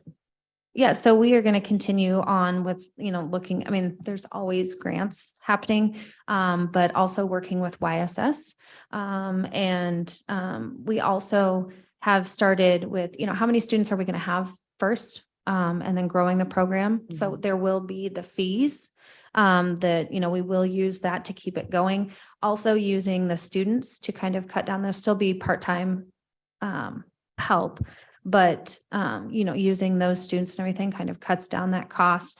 YSS, they had a meeting, so I apologize, they're not able to be here, but they are able to use one of their site directors to kind of do 2 different sites just because of the timing of the programs. So they're able to do that, which also helps cut costs, but still keeps that full-time person employed with YSS. So it makes it worth their time and it also helps our program. So we're doing a lot of thinking out of the box. How do we keep this going? Because we all decided after we did not receive the funding from the governor's Future Ready grant, we need to make a decision. Like if we are going to start this, we do plan on this being something that is, not just 1 year. We're going to look out. So we'll continue working with businesses. A lot of the businesses have said that they would like to look into if their employees would actually use it. So I think after that first year, I think people are going to see the benefit of I can drop my kids off at the school, get on 30, go to work. My kids then go to school, they get done, they're right there. I come home, pick them up. So I think a lot of the parents still have some questions on that, but once they see it going, I think we'll see enrollment go up. And we have space for like, I think 146 kids, which I don't think we'll have that many, but we've got the space for that. There's plenty of space in that school without having to add on or do any construction. So Do you expect families from outside of Colo Nesco to come through? yeah, I mean, with, depending on where parents are, working and things like that, we can see an uptick. 'Cause once they learn that Colonesco has this program, I know it's a big draw for parents. I know, my kids are grown now, but I mean, to have that, and be able to go to work and not have to worry about it is a Yeah. huge relief. So, yes. It's one of my passions for that reason, because when my kids were young, I had nowhere to go with them. So this really is how my kids grew up and things like that. Otherwise, if you don't have childcare, it's pretty hard to work. And so we're trying to offer this as a service and start small and, kind of build from there. So that's what we're looking at. It's definitely a need. Yes. Mark, what's your last name? I'm sorry. Snavely. Snavely? Yep. I'm the superintendent elementary principal. Any other questions? No. And this is funding that we already earmarked, already set aside for this, even though we didn't get the grant that originally we had talked about. I just wanted to make that clear too, that we've been talking about this in several different iterations over the past year or so. Yes. I would move that we amend our $50,000 contribution of ARPA funds for the Colonesco Child Care Program to be considered direct contribution over 2 years rather than a future ready grant match. Second. Moved and seconded. Merkin. Aye. Hens. Aye. Basil. Aye. Thank you. Yes. Thank you so much. Thank you. Look forward to hearing how it's going. Oh, we're excited to get it started. Yeah. So. Gonna impact a lot of families. Thank you for your work on this. Next, we have consideration of request from Camelot Theater Foundation for $150,000. Good morning. And then just make sure your mics are turned on. You're talking directly into them and you state your name for the record, please. Oh, Nope. They'll be green. Yep. How's that? Oh, Sure. perfect. Okay. Well, thank you very much for your time this morning. We are here on behalf of the Camelot Theater Foundation. Some introductions. I'm Steve Skaggs. I'm a board member with the Camelot Theater Foundation. With me, I have Melissa Sly, who is our board president. And also in the back there, we have Krista Skaggs, who is a board member as well. Our mission and what the Camelot Theater Foundation is about is to revitalize and maintain the historic Camelot Theater here in Nevada, Iowa, as a self-sustaining community arts, education, entertainment, and meeting space, enhancing the vitality and landscape of downtown Nevada for the community, county, and state. That's quite a mouthful, but we do intend to do all those things. A quick history, you may know some of this already. The Camelot Theater has been a landmark here in downtown Nevada since 1928. It is a part of our National Historic District designation here in downtown Nevada. It is also a rare atmospheric theater configuration, which means when you're in the theater, it looks like you're sitting outside if you've ever been in there and the twinkling little stars above you. So it is that is actually a pretty rare thing anymore. So the theater originally was built as a vaudeville, live entertainment and motion picture theater. It converted into showing movies for many years. The Friedley Theater Company bought it in the late 60s and renovated it to its current configuration. It's not seen any major changes since then. The Friedley Theater organization sold the theater in the early 2000s, where it became a live concert venue for several years here. And then in 2020, the theater was forced to close during the COVID-19 emergency. When the theater was allowed to open again, the theater owner found it tough going and indicated that he was ready to sell the property. The Main Street Nevada organization recognized that this is not only a necessity, but also an opportunity to create something more in downtown Nevada. And as an offshoot of that, this group and others got together and formed the 501c3 nonprofit Camelot Theater Foundation to purchase the theater and renovate the theater and operate the theater into the future going forward. Our goals are to renovate, revitalize our historic theater. It is in need of some work. It has not received a significant amount of renovations, probably in the last, well, since almost the 60s. It's pretty original back to then, so it needs some work. We do want to have the theater be an attraction for county and statewide tourism in downtown Nevada, something that's sorely needed. It's providing arts and culture opportunities for downtown Nevada, the county, and wider. So we'll talk some more about that in a minute. We want to create a flexible venue that can be used for entertainment and meetings. So we're going to change out some of the seating a little bit so it can be more of an intimate dinner theater situation, or for meetings or for receptions. It offers some flexibility and makes the theater accessible to more groups. And then we're going to have a diversity of revenue streams so that the theater is sustainable. This is not going to be we're going to raise a bunch of money, renovate the theater, and then we're back here in 10 years trying to get more money. No, the theater will be sustainable through rentals of the facility. So real quick, phase one, which is complete, that was to purchase the building.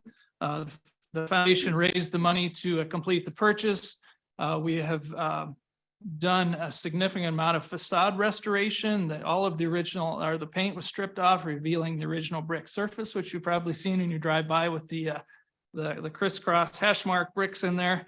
And then to seal the building from water was our biggest concern. We had to stop the water from getting into the building envelope and protect it. And we have done that. Phase two, which is underway, we're completing the second window restoration. We're actually restoring the original windows and they're being put back in place. You can see that on the second floor currently, third floor following soon. We cleaned out 50 years of rubbish. You may have seen giant dumpsters out in front of the theater for a while, and it was a great event, and actually was somewhat unprecedented that we had full citywide contributions or participation from all sorts of different groups. We had Rotary, we had Kiwanis, we had the city, the school, city personnel, Main Street, Nevada personnel, and others. All come together. Over 50 people came together and hauled junk out of there for about 5 hours, and we filled up 3 giant dumpsters. We've rewired the auditorium and eliminated some safety concerns that we had, so it has become a little safer. And also we've completed the demolitions of the apartments upstairs, which if you've driven by, there's been a dumpster out in front for about a month, and that's what that was all about. So the apartments upstairs, which are an important part of our sustainability going forward, are being worked on now. So phase three will be later this year. We're renovating those apartments upstairs. There's 2 apartments up there, which will be rented for monthly income for the theater. So that's how we pay our electrical is there'll be a constant source of income from those 2 downtown apartments, helping out with that.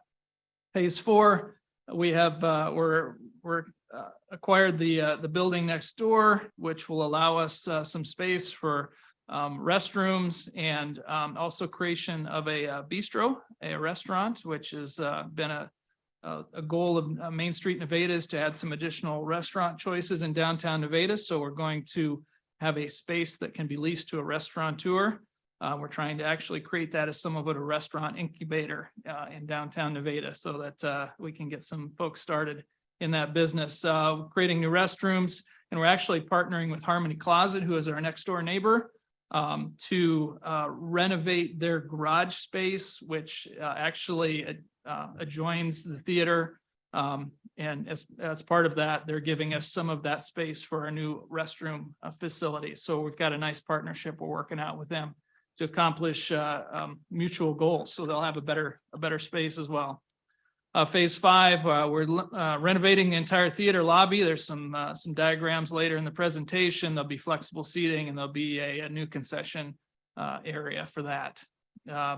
We'll finish up late 2024 with our final facade renovations. The marquees need some work, so we'll work on that then. and then finish up the restaurant as well. And then currently the plans are to create actually a rooftop bar area on the bistro, which would certainly be unique in this part of the county and would be quite a tourism draw, we believe. Our budget, we've included the budget slide. There you go. Thank you. So we estimate the entire project will be just over 1.8 million, you know, depending on how costs go into the next couple of years here, it could rise perhaps as much as 2. But we've accomplished the purchase of the real estate, the water mitigation. We're working on window restoration and facade apartments. You can see that expense is coming up. And then as well as other expenses, which make up the 1.8 million total project cost. So we've already spent some of that money. And so how have we acquired the money to spend so far? Well, we've done that through a couple of different ways. We have been able to earn some grants. We got a $200,000 downtown housing grant for the creation of those upstairs living spaces. We have a $100,000 catalyst grant for the creation of the restaurant bistro space. And we've also gotten grants from the Story County Community Foundation, the National Trust for Historic Preservation, and some others. One thing, and the main reason we're here today, is we want to apply for the CAT grant going forward. I'll talk about that here in a minute. Donations. So the city of Nevada has pledged $150,000 towards the theater project. NEDC has contributed as well as we've raised about $270,000 in business donations, in-kind donations, and other donations from the community. So you can see there's a significant amount of community support for the project as well.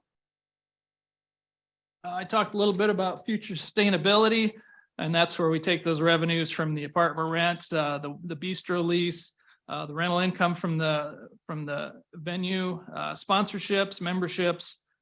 We think we can raise a pretty easy $80,000 a year to cover our taxes, insurance, and maintenance for the theater for at least the next 25 to 30 years. So the theater will be sustainable and be an important part of our downtown district for many years to come. So something that we know is important is that we show widespread support for this project. We believe we have that. The community has shown it both through their donations, the dollar amounts they've donated, the city support. So far, they've committed $150,000. We have volunteers on our committees from Ames, Ankeny, all of rural Story County. We have had schools from other school districts use the theater for productions. We have reached out to Iowa State University. They have interest in using the facility for some of their productions. We have obtained a number of support letters from other cities, schools, and economic development groups in the county showing their support of the project.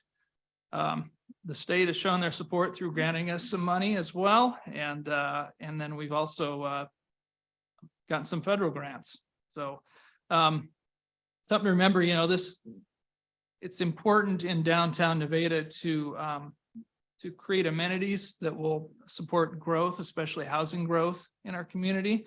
Housing is something that's really important. And, you know, obviously to convince people to live here, we need to have attractions and amenities in our downtown district. And this would be an important one. It was also a major part of our Nevada 2040 development plan. Renovation and utilization of the theater was noted as a very important piece of that. So we're helping finish that off as well. We did share some pictures of the future vision of the theater. You can see that it's not going to be a exact historical replica of what it was in 1928. We're actually going to create a facility that appeals to the widest group, that can be used for many different sorts of events and arts and entertainment types of activities, and be flexible as well as sustainable. So that's what that's all about. I won't belabor the floor plan. if you want to go ahead and flip through that one. You can see here some of the floor plans we've had developed. We've actually had an architect assist us with some of these plans as well. The new layout of the theater will make it more flexible. And if you've been in the Camelot Theater, the front lobby will actually be able to be configured to be open up into part of the theater where there'll be a kind of a flexible seating platform area, which will allow a number of things, accessibility being one of them, as well as that flexibility for different things. The restrooms will move out of the current lobby area over to the building next door, which will open up the lobby for smaller receptions, parties, whatever it can be rented for. So if you flip to the, yep, there you go. Thank you. So current and future uses. So I said we want to make this appeal to as many different groups as we can. We have begun showing movies again, which has been well received by people in the area. So on Sundays we have classic movies, live entertainment. We've continued having concerts and other events there. You may have seen some of that. Some of our sponsors, some of the business sponsors so far have expressed interest in using the facility for business events, meetings, training, that sort of things. School events, we've had done some work with the schools to use the space.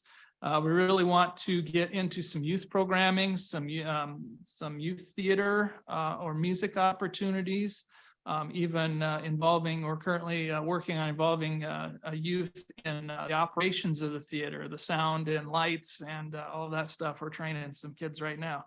Want to use it for plays and musicals. The stages will be configured. We're actually going to open the stage up a little more so that there's some more room for larger events, plays and musicals, educational programs. We can have conferences.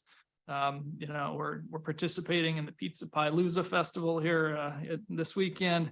Birthday parties, Iowa State performances, lots of things. So it's going to be, the vision is that it's very important to a lot of different groups of people. So our purpose here today, we want to apply for the CAT grant, the Enhance Iowa Community Attraction and Tourism Grant. You may remember that the Field House received one of those here recently. So we're going after that same grant. I think it might be in a different category. Yeah, it's a different category than that particular one. But for that grant, you may remember county support is really important. We probably can't get that grant without your support. We anticipate we're going to ask for about $500,000 for the CAT grant is our intention, with the kind of the keystones of that support being the $150,000 we've received from the city of Nevada, as well as an ask for $150,000 from Story County yourselves. We did apply previously for some ARPA funds. I think that we didn't meet some of your original criteria that you set up. I don't know if there's the option to use some of that going forward as a possibility. This is I think those can be used for tourism and business affected type things. So this, I think, might fall in under some of those categories. But this is a unique facility, especially in Eastern Story County. There's no other facilities like this on the eastern half of the county.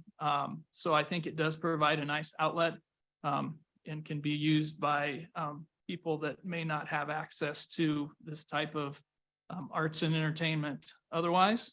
That is a big piece of it. So with all that being said, do you have any questions for us? As you were talking about the money you've raised so far, I was writing down numbers. And there's a couple you mentioned you didn't give any numbers for, but I got about 720,000. Can you tell me what you've raised total so far? We're at about 775. Okay. And you're asking for 500,000 a CAT grant, and it's a different category than the one you got previously. It'd be a different one than the field house. No, I mean, you said you got a CAT grant for the I'm sorry, Catalyst. Catalyst. grant. Catalyst grant. Catalyst Grant. I Yep. wrote down CAT I- grant, I'm sorry. Yeah. That stands for Okay, so different yes. source, never mind. Sorry. And then you're gonna, for the CAT grant, you're gonna ask for 50,000 or 500,000. Does that include the match? That would not include the match. Would So not we- include yeah, the so match. For the complete grant, we'd want Okay. 500,000. Yeah, we have to have 60% of that amount, basically raised, to be eligible for the CAT grant. So that's a figure that we should be in good shape, for the application. Oh, in total, you have to have that. So 60% not of an your total additional. project, which you, Right, correct. your total project is 1.8. And you've got 7.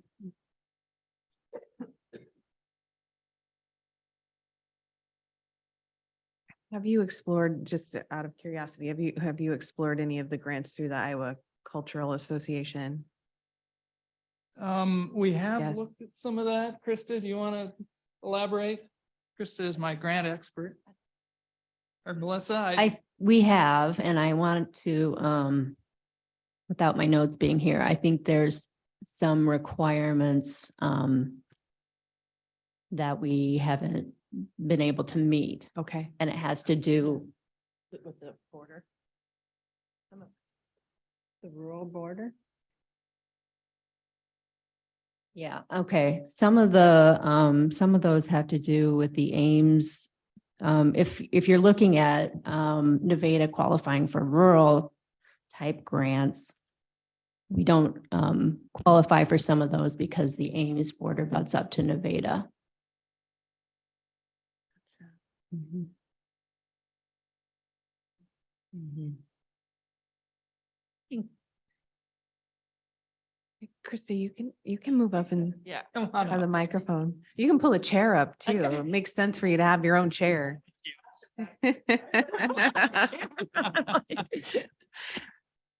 I don't have my notes in front of me, but we've talked to the gentleman with Iowa Arts and Cultural, and he was actually toured the Camelot when they came for the Iowa Rural Rural Development, I believe.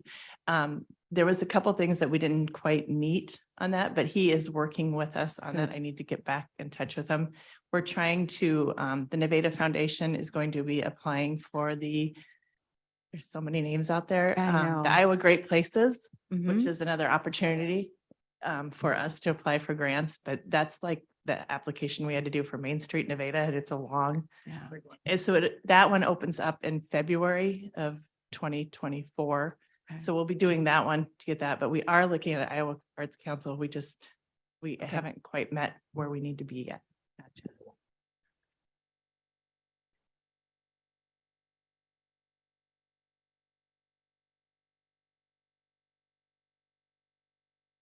And are you using the 150,000 that the city is giving you and the 150,000 request that you have for us as being kind of your match for the CAT grant? I just, Yeah, sorry. CAT, that'll be, yeah. Yes, Okay. correct. Yep.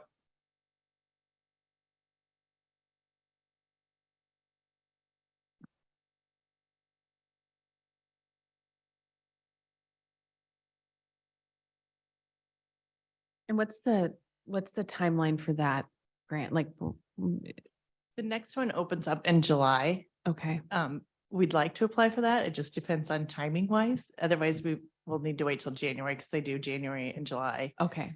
And to be honest, I think they get like one lump sum of money per year. And so they've already spent some of that. So I don't know if we need to see if our best qualification is in July or if we should wait until January Right. when they have all their funds right there. Gotcha. And the reason I'm asking that is because we talked about this the other day, just with all the changes in the legislature around property tax and really not knowing kind of what direction we know what direction things are going. We just don't really know what the impact is going to look like yet. Kind of knowing what your timeline is, and how much kind of wiggle room we have to figure some of that out. Right. And with the city, they're doing it over, is it a 3 or 4 year? Can't remember. 4. So they're doing theirs over 4 years. So if that helps.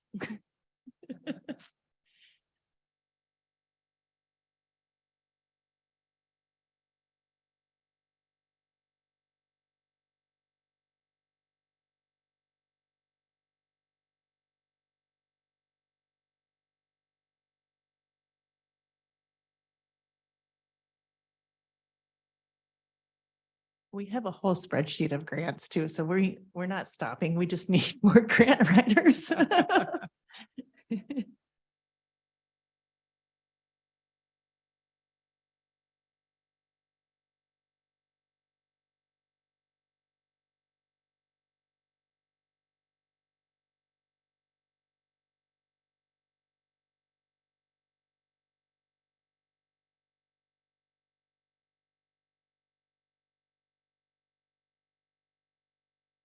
When are you thinking I know you said that their next opening is in July or then January 2024. That just seems weird to say.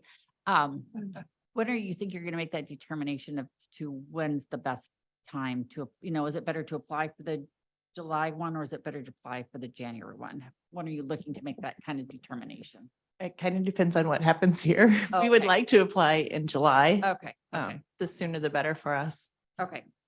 I think to maintain the progress of the project, we probably need to apply in July to keep funding the project as we go. Yeah. That's keep what I was progress. going to add. We have so much momentum going now and we have timeline set, we have bids in place and I We just appreciate it. need I just some wasn't funding. clear from your comment. Right. So That's You why, bet. that's why I'm That's a good seeking question. clarification. You bet. Thank you.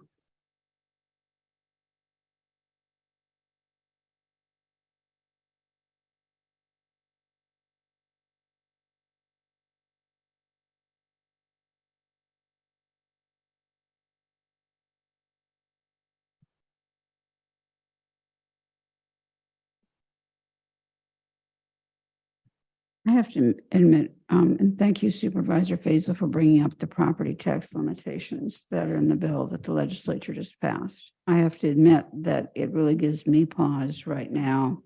When I ask experts about the property taxes, what is the impact going to be? And I'm told we probably won't know for a few months. So I'm really focused on the commitments we've already made, both with ARPA funds and other funds. And I'm not really at this point ready to vote on anything additional that we already haven't committed to. And I'm sorry, I know that you're saying about the timing and all of that, but we're sitting here not knowing what our revenues are going to look like a year from now. Going into the next, we know 24, but we don't know 25, and we need to know more. I, as a supervisor, need to know more about what's going to happen. I'm also dismayed when the legislature says they're continuing to work on property taxes and they're going to do more next year. We're in a very unsettled position right now. And I'm sorry for that, but I need to say that. Yeah, and we have a laundry list of bridges. Yeah, I think that's why I asked my question on your timeline. I too have concern with what the legislature has done for this year. I don't know for how long that bill was, it's still clear of the implications that it's going to have. And if we approve something, whether it be one-time funding or over 3 years, 4 years, I want to make sure we have the money that you can count on. That would be the one thing that I'd want. It's one thing to say, yes, we'll do it. It's making sure that we have the money there for you.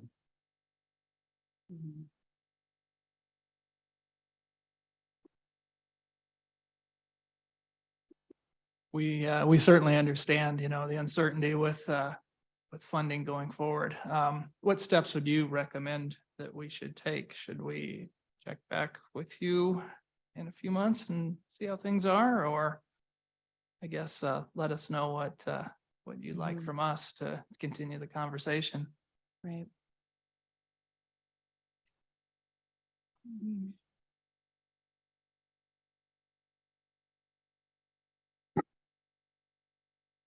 Personally, I would say yes. Feel free to check back in a few months. I think we will know more. I think, and just talking for myself, I think I will be more comfortable in knowing which direction we should be headed by then. Yeah, I think. Great. probably. Well, we appreciate your time and your consideration, and we'll continue the discussion. Great. Okay. Thank you so much. Thank you. Thank you. And hopefully you got the flyer so you can come to movies or shows. Yes, please. And let me just say, this is a great project. Good. I looked at all this and I'm very impressed by it, by the work you've done to date, by the money that you have raised. Wish our background on this whole thing were a little more comfortable to be able to Good. say that. But I just wanted to say you've done a great job and I appreciate that. And I think all of Story County appreciates that. Thank you. Much appreciated. Thank you.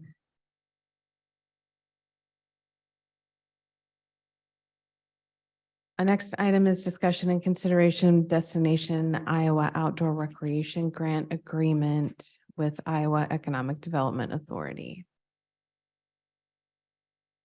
Morning. Good afternoon, yeah. Well, I'm here this morning to chat about exciting opportunity we have for you guys to say yes to accepting $1.5 million for trail improvements in the county. I do want to clarify some of the amounts that were in my staff report. So I've got some handouts for you.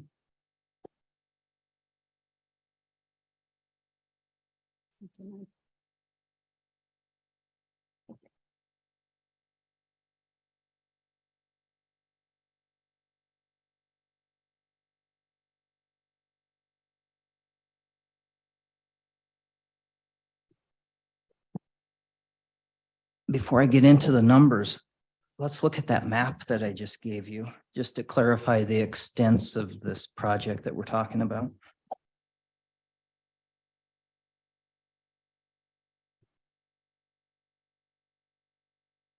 So this grant would cover phases 4 through phase 6 of the Heart of Iowa Nature Trail improvements. So essentially, this grant project would take it from trail paving from S14 over to Collins. And that would be one contiguous project.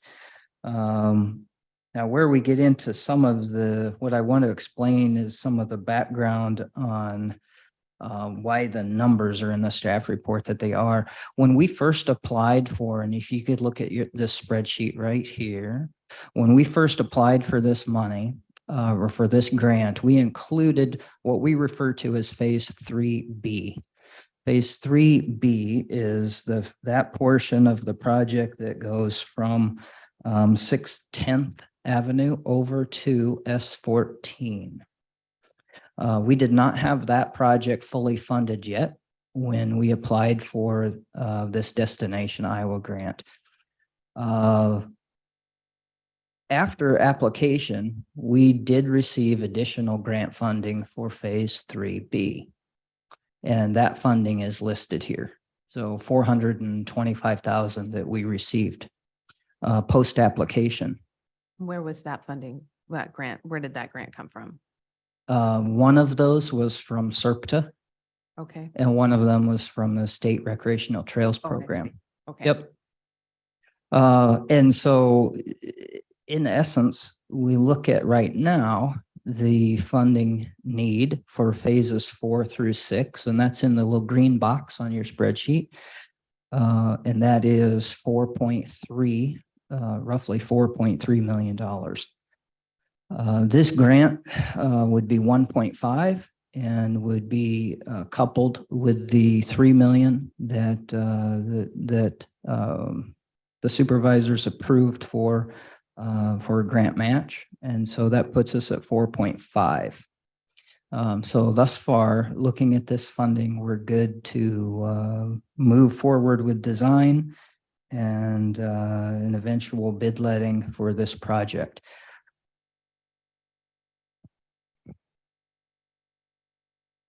And I will say that the Conservation Board did recommend approval for this, and so we hope to be able to move forward with it fairly rapidly. As you know, there's a timeline that's the clock is ticking on this project, as you're well aware with ARPA money. So we'd like to be able to move forward as soon as possible. With that, I would take any questions. What's your projected completion date? Should be the end of 24.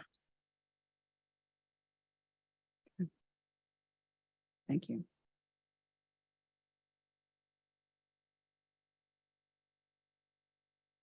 And one of the reasons, and I'll explain a little bit in more detail here. One of the reasons that we moved forward, we are moving forward with a separate bid letting process on phase 3. We combined phase 3A, which had already been funded, with phase 3B, which is newly funded. And so we will let those two together and not combine it with these with this grant, because of strings associated with those dollars.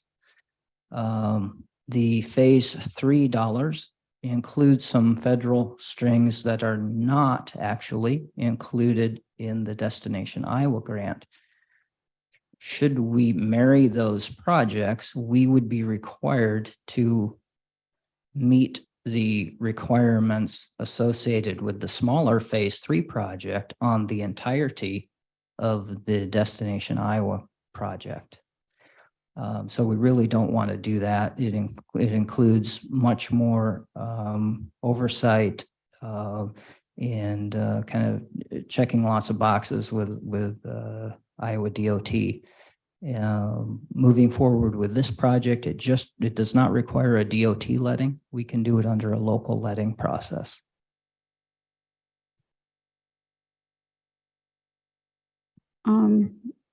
Mike, I see that your map includes a couple areas in Marshall County that are not paved. They're planned trails. One is from Rhodes to Melbourne, and the other one from Melbourne to Baxter. I'm just saying this for future. I mean, I know conservation plans projects out a long time in advance, and that's why I'm bringing this up. With doing this project and getting to Collins, you know, we're basically getting all of our communities on the Heart of Iowa Trail with paved trail. I don't see the advantage of putting any money into the phase 7 until Marshall County moves forward on those other two. This is a huge amount of money that we have committed here. And I would just as one person suggest that before we go from Collins to the county line, that we make sure that Marshall County is moving ahead on those two, because otherwise we're just paving to the county, we're just paving to roads. That doesn't get us a whole lot in terms of attracting people who are going to use the trail, that part of the trail. So I think it's good to get our southern communities that are on the trail, get that paved, but I wouldn't go any further until Marshall County moves on those other two sections. Understood. Yeah, the request before you today just takes it to Collins. We're not looking for Collins to the east yet. Although that longer range planning has been happening for some time. We have been urging our cohorts in Marshall County to, I guess, prioritize that work.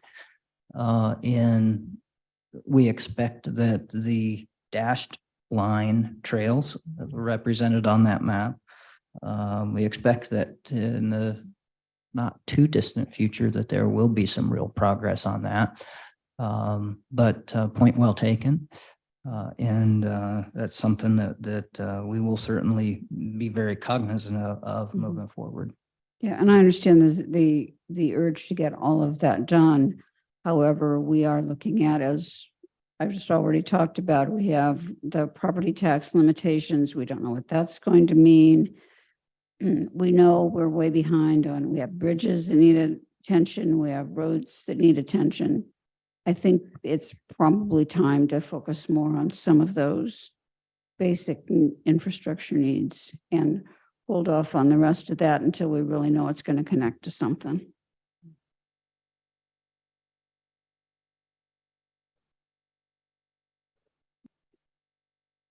But this will be a huge addition. So not to take away from that. I don't have questions. I can make a motion. I'd move that we approve the Destination Iowa Outdoor Recreation Grant Agreement with the Iowa Economic Development Authority. Second. Moved and seconded, Hens. Aye. Merkin. Aye. Basil, nay. Thank you. Thank you.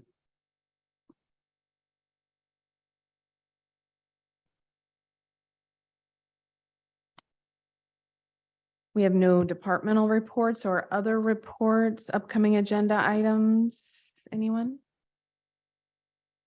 No.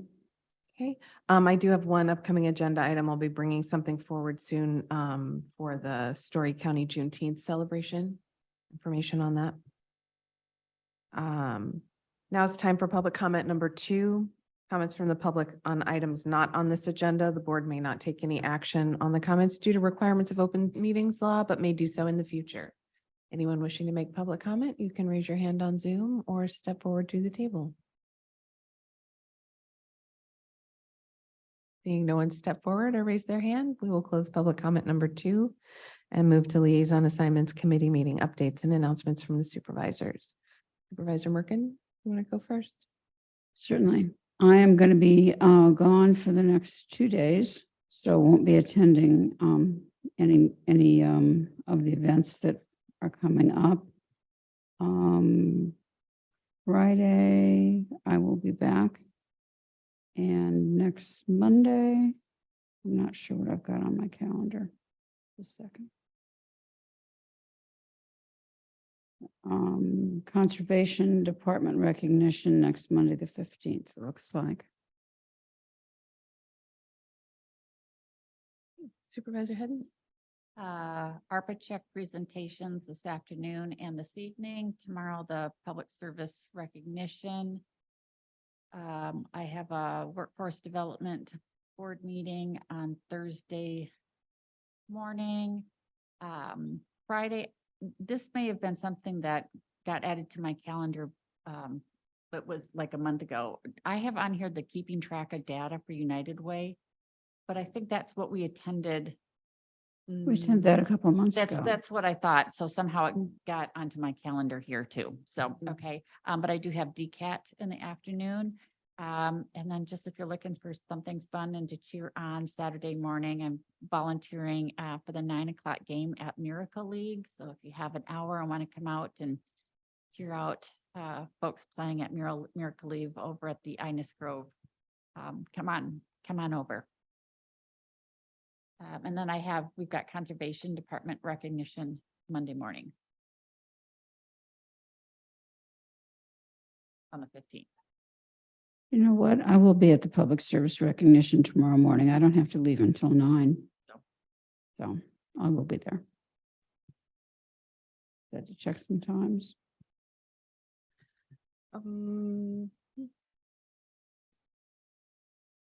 So I will also be at the ARPA check presentations today. I'm going to miss the one in Huxley this evening because I have a boost meeting that for some reason wasn't on my calendar, but is happening. And then the breakfast tomorrow morning. And then I have an alternatives meeting tomorrow afternoon. Did you need me to attend the quarterly 911? I asked if they for them to let me know if they needed you for a quorum, and I have not heard back. I'll check in and just. Yeah, you might want to do that. Thank you. Mhm. And then I've got a Juneteenth committee, planning committee meeting on Thursday and Go Green Team subcommittee meeting on Thursday. And then this weekend is also Pizza Palooza here in Nevada, which should be an amazingly good time also. Just here come the busy weekends, right? And then I also have a conservation recognition on Monday, NACO Arts and Culture meeting Monday. And then that's it. Next week's my busy week. It looks like we've got a lot of drainage district meetings next week. But with that, anything further? No, I move we, go ahead. I move we adjourn. Second, Moved and seconded, Merkin. Edens. aye. Basil, aye, we're adjourned. Thank you.